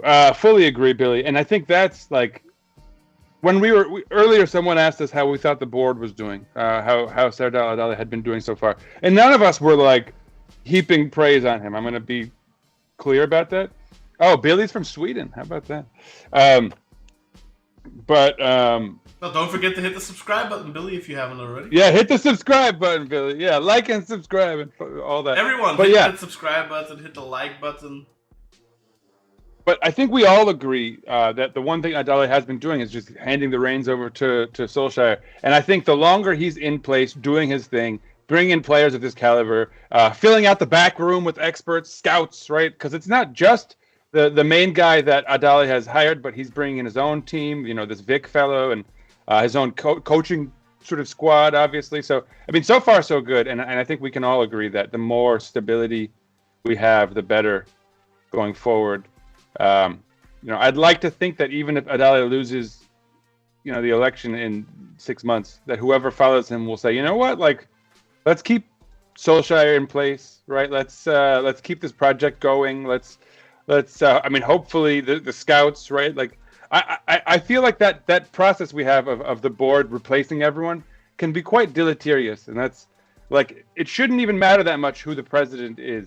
Fundamentally, right? The fact that this whole presidential thing threw our whole season off course is a little bit of a testament to how poorly the club's been run for the last decade almost, right? Like, what does the president even have to do with this type of shit at the end of the day? And the fact that these guys come in with their egos and feel like they've got to, kind of swap, fly their dick around the room, and what fucking does Adale need to do, guys, to run unopposed or to stay on as president for you guys? Like, are you guys convinced that he deserves a full term now? Or, I mean, you all said, like, okay, I'm not really happy with the transfer window, but is this enough now? Is this enough positive signs that we're heading in the right direction? All the appointments, Ole Gunnar Solskjaer, Erling Mo, the scout, allegedly, now the addition of Tom Green to the team. Of course, I know that's a Solskjaer move, but still, he decided to go with Solskjaer. Now these young promising players being signed. Let's start with Ural, because he's very quiet because we keep talking over the poor guy. Ural, how do you feel about that? Because I know you were, like me, very much on the other side of the fence during the elections. Has he, for you, already earned enough goodwill, or at least the benefit of the doubt, that you will support him going into a full term? My short answer is no. And because I don't think it's so far so good. I think it's okay. I think, considering the circumstance that we don't see, he's done a good job, I guess. Tried to do a good job. But he's far from, I think, what he promised. I think we've been I feel like we're deprived of water and bread, and then now he comes with a little bit of water and a little bit of food, and we're excited. Could these two transfers not been brought in like in the beginning of the transfer window? I think I would feel different about it, instead of not sort of so late in the transfer window. I think this is not the only sort of solution for the club. So these two transfers, or a couple of transfers, Solskjaer, obviously, it all good moves, but this is not enough, and he needs to prove that first before I can say, okay, he can sort of continue his work. And I think the coming months are going to be crucial for it, because there are a couple of things that he will be able to achieve in those months, and a lot of things that he will not be able to achieve in such a short period. So we also need to be sort of realistic and objective about it, because a lot of promises that he made are just not achievable in such a short time frame. But I'm very skeptical, because also we burnt our fingers once, or sort of fool me once. Shame on shame on me, etc. That thing. So I'm not convinced yet. I'm very skeptical. We have to wait and see, step by step. That's fine, but he made big promises, and otherwise he shouldn't have made them. So he needs to come through on those promises, and if he doesn't come through, then I'm not convinced he should. If Beşiktaş were to exit the bank union agreement like next month or something, if suddenly it got announced, Beşiktaş have been able to get out of it. Would that seal it for you? That would be a major step. I'm not gonna lie. That's gonna relieve the club of so much burden and increase the budget and solve so many problems. That's a huge step. But it's not in his plan so far. So I hope he's keeping the cards on his chest and he's gonna come out and say, surprise, and I've sort of fixed it. Then obviously that's a huge achievement. That's a really big achievement. But I'm skeptical about it if he's going to be able to do it.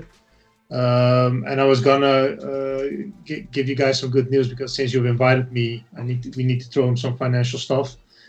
It has been very quiet on the financial front, but good news: the Central Bank of Turkey has decreased the interest a little bit more to 45%.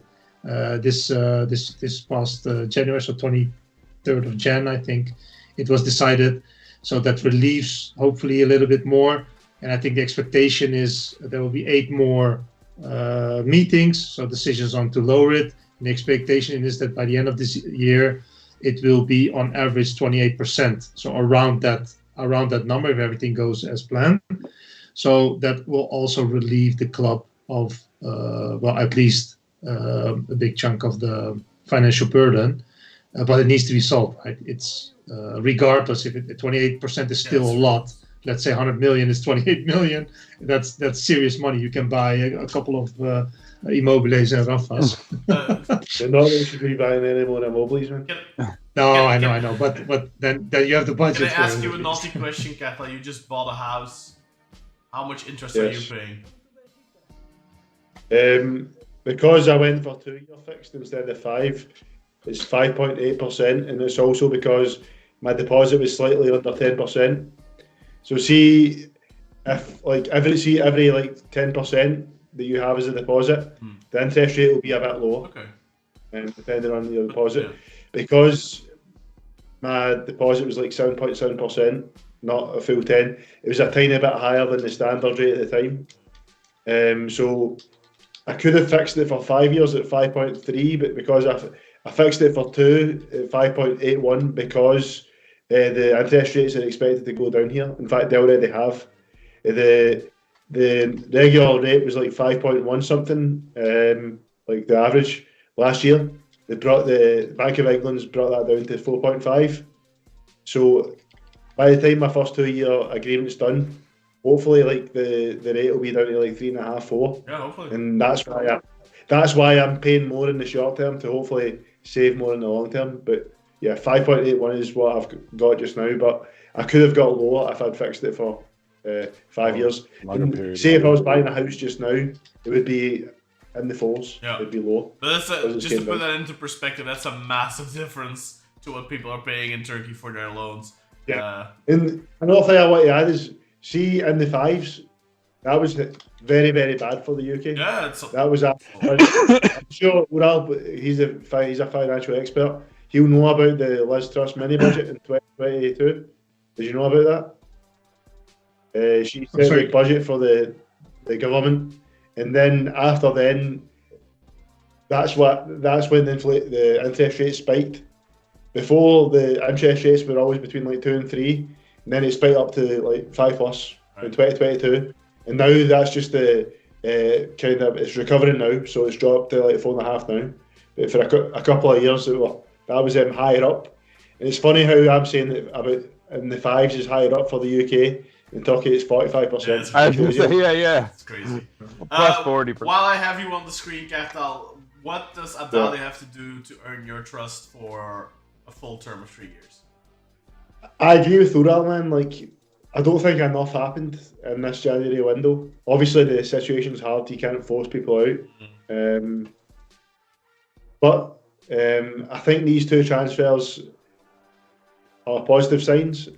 And I think if we can get a European spot for the next season, you'll have my support. Because I do think there's a project coming together that could help us progress in the future to where we want to be. If we continue in this vein of signing these young prospects. So if we can get European football next season, Adala will have my support in the May election. What about you, Sinan? What does Abdallah need to do to get your support in the elections? I'm done supporting these guys. In the meanwhile, but basically. No, but I mean, literally, this sort of cult of personality stuff, the promises. I'm not falling for any of this shit anymore. I'm not gonna take his word on anything. I need to see, because like I was saying, I want to see stability organizationally, and I don't think who the president is should matter as much as it has for us.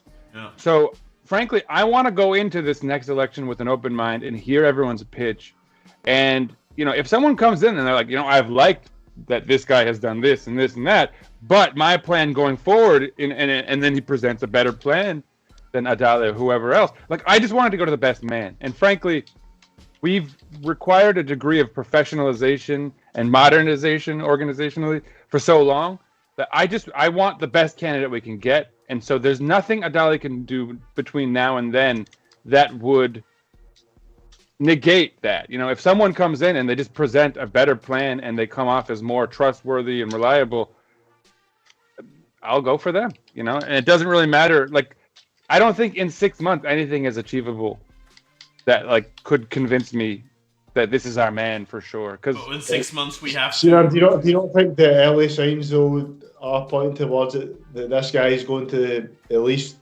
at the very least, our transfer strategy is going to be different? You think?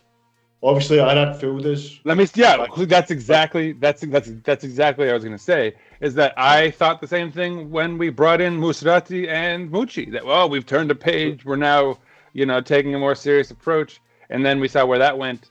So I'm not gonna, I'm personally I'm not gonna even really give him credit for that. I feel like that's been done by the people who he's put in charge of that. And frankly, that's the best case scenario. He shouldn't really be getting his little fingers involved in the transfers. I mean, those guys need to keep doing a good job, and I think they are doing a good job, by which I mean the scouts and Solskjaer and all that. Adale needs to provide the funds, get out of the way, and just keep that up as much as he can, and promise stability, and promise not to panic and fire Solskjaer if we go through a rough spell. That's the best he can do. And then even still, like I say, if a better candidate comes out and provides a better plan for the next few years. Yeah. The thing I don't like about a better someone else is, it's not necessarily that I'm on Team Adale now, but I like Ole Gunnar Solskjaer. I like what. Well, no, that's what I mean. No, Con, that's what I mean. Part of a plan that would supplant Adale and make them a better candidate in my eyes would involve that stability and them saying, I'm going to keep Solskjaer. I'm going to keep our scouts, right? Because that has nothing to do with who the president is. And if they're doing a good job, they should be left to do a good job, you know? I agree. Unfortunately, in Turkey, it's usually, and this happened now as well with Adale, it's come in, clean house, get rid of the people, don't even talk to them, don't even bother to, you're from the previous administration, you're their guy, oh, sorry, goodbye. Exactly. I'm putting my stamp on this shit. Yeah. Don't need to see your reports, don't need to know all that. No, I'm bringing in my own people. And I'm afraid that if anyone decides to run against him in May, is gonna be if whoever runs in May, like you said, is gonna be we're gonna. I like obviously by that time we will know where Ole and his crew stand and how the team has developed, and it's very well possible that by that time we're all screaming for his head. I hope not, because I think Ole is somebody that not just Ole, but the team, Erling Mo, and all that. But hopefully they're building towards something, and I think, like you said, the stability is key, and we can't afford to, lose another season. So I think 3 years without a heavy reason for it.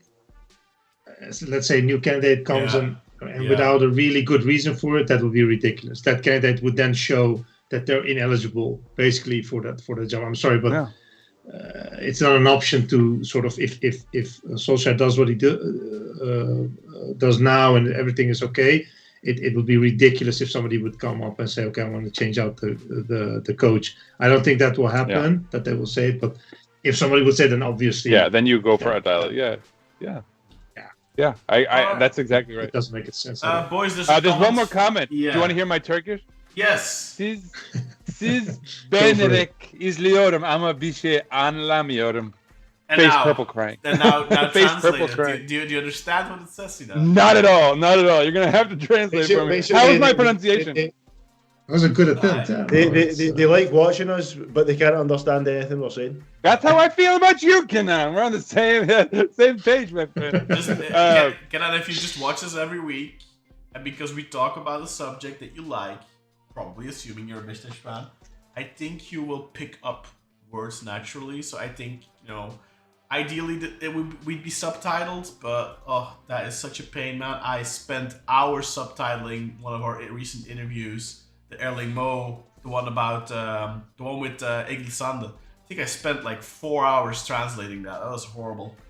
Just writing out the subtitles was, because once I start writing out the subtitles, I have to start putting commas and dots. I have to start punctuation marks and capital letters, and I have to indicate who's talking, and I'm a little OCD. But isn't there an automatic service of YouTube? YouTube automatically does it, but then like Beşiktaş becomes like or something, so I have to replace that everywhere. Because we're mixing like Turkish words, obviously like Beşiktaş is Turkish, and then when you mix the Turkish and English together, it doesn't play nice.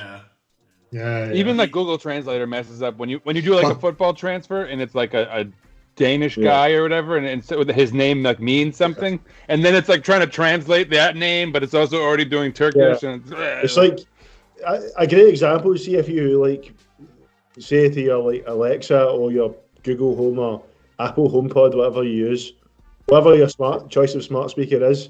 See if you say, Alexa, play Ateşini Yolla Bana, it won't understand it. No. Because it's like the Turkish and the English together. Let's see. I have a caption add-on. Is it doing stuff? Is it already doing stuff? Is it on the screen? No. Yeah, from English to Turkish would be great for Kenan. It would be nice if we could do it, but I have some sort of automatic captioning. Let's see, how does this work? But it only works on what I say and not on what you guys are saying. So I would have to figure it out, and then still it would still only be doing English captioning and then not Turkish captioning. But I think I don't have it enabled. Which would be good. That's actually a great tool for learning the language. Is like especially if we're doing like listening practice, like, so you can read. Because people typically get better at reading and writing first, because tests and all that. But so then if you can kind of mesh those skills together, that's. Sorry, I'm doing English teaching stuff here. Theory. Let's run it down, guys. I want to go to bed. Anything left? I think we talked about Kirkarelli very briefly. We got the points. That's all that really matters. We got 6 out of 6. Now Antalya is up next in the cup. And if we don't lose, I think we are guaranteed to go through. And I think even if we lose, we probably are through. So, good, right? Yeah. You want me to close it out, Con? Yeah. Do anyone wants to say anything? No. Speak now or forever live in something. I think we said it all. Go to Beşiktaş, patreon.com/Beşiktaş podcast if you like the stuff we do, if you like all the interviews and all that kind of thing. If you want to get more content or you just want to support us, go to patreon.com/Beşiktaş podcast. You can become a Black Eagle VIP member for just $1.99 a month. That is the set price. It's just $2 essentially, less than a cup of coffee. But if a bunch of you sign up, it really helps us to pay for lots of stuff. Graphics, music. No, not music. Sinan makes the music, but I don't know, stuff. I don't know, toys for Sinan's cat. No. There we go. Cat food. But I was gonna animation say hosting. I was gonna, I'm dabbling with the idea of revamping some tweaking some graphics for next season. Maybe flipping the colors around a little bit. I have some wild ideas in my head, but I don't know if the people that I'm talking to can do what I have in my head, because my head is way out there. Yeah, no, that's yeah. Donate to the cause, and certainly we don't you like. get lots of stuff in return. You get the weekly. That's right. You get all the VIP content and all this. It's not technically donating, but it is insofar as we are like a non-profit entity. Any money you guys give us will go towards, as Khan said, graphics and the like. Khan has. We don't even really talk about this type of stuff, but like we have a new logo. You probably have noticed recently. That was a designer who did that for us. So yeah, all of it will go to making the podcast a better listening and viewing experience for all of you, and only that. So, as Khan said, like, follow, and subscribe. Check out our Patreon, all that good stuff. We'll be back, of course, on the next Monday. We have a huge match on Sunday against Trabzonspor. We're hosting them. It's on at 1 p.m., which I love, here, which means it's 7 p.m. for you, Khan? Yeah. All right, 8 p.m. in Turkey, or even 9 p.m. I don't know. The daylight savings thing. 9, yeah, 9 p.m. Yeah. So, Kartal, for you, it'll be 7:30, I think. 6:30. Yeah, if it's 9 in Turkey, it'll be 6 here. Let me check for sure. 6, yeah, because 1 here, so 6. Same yeah, for us, for me. Same time zone. Yeah. Time zone, bros. Udo, you're gonna have to bring Khan to Turkey for our reunion. We talked about on Saturday. What? We're playing it on Saturday, which would be. See, that'd be 11 o'clock for you. Is it on Saturday again? The match? Ugh. They moved it. Oh, those fucking. Like didn't they move this weekend's game? Because wasn't that supposed to be and Sunday?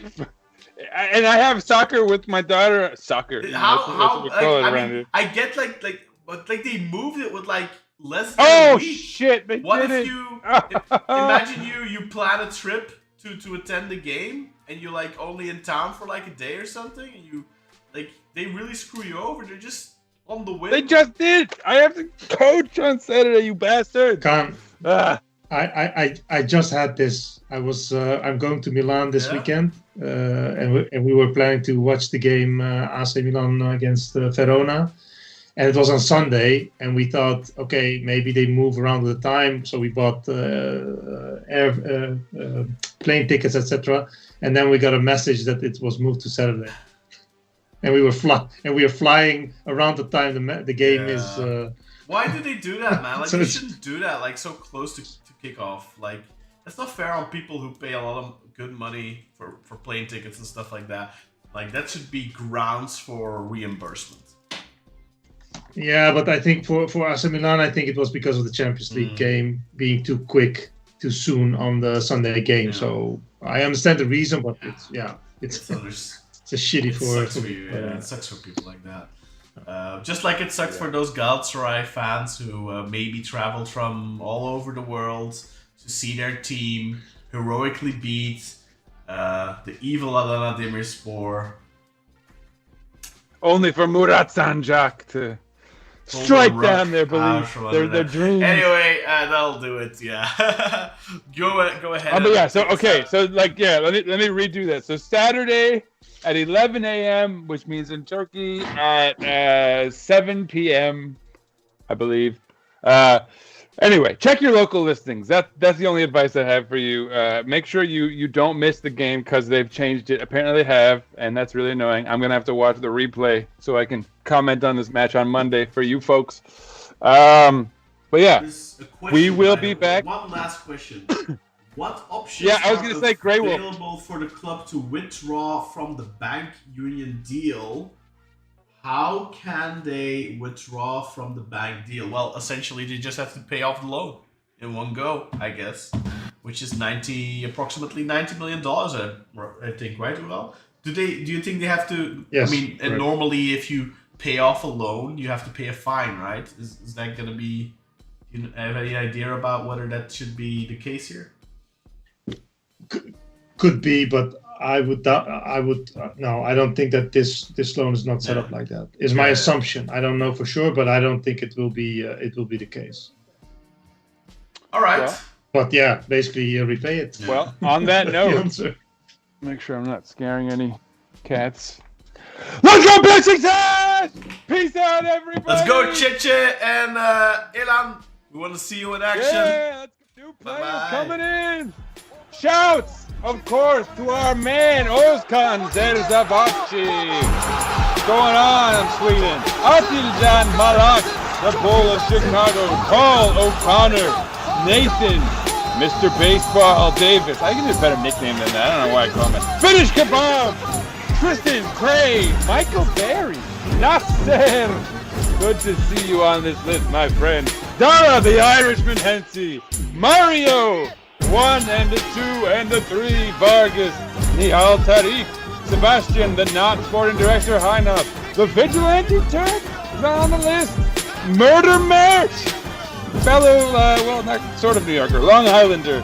And of course, the one, the only, the present, currently present, indomitable, indubitable, indefatigable, the Dutch Eagle himself.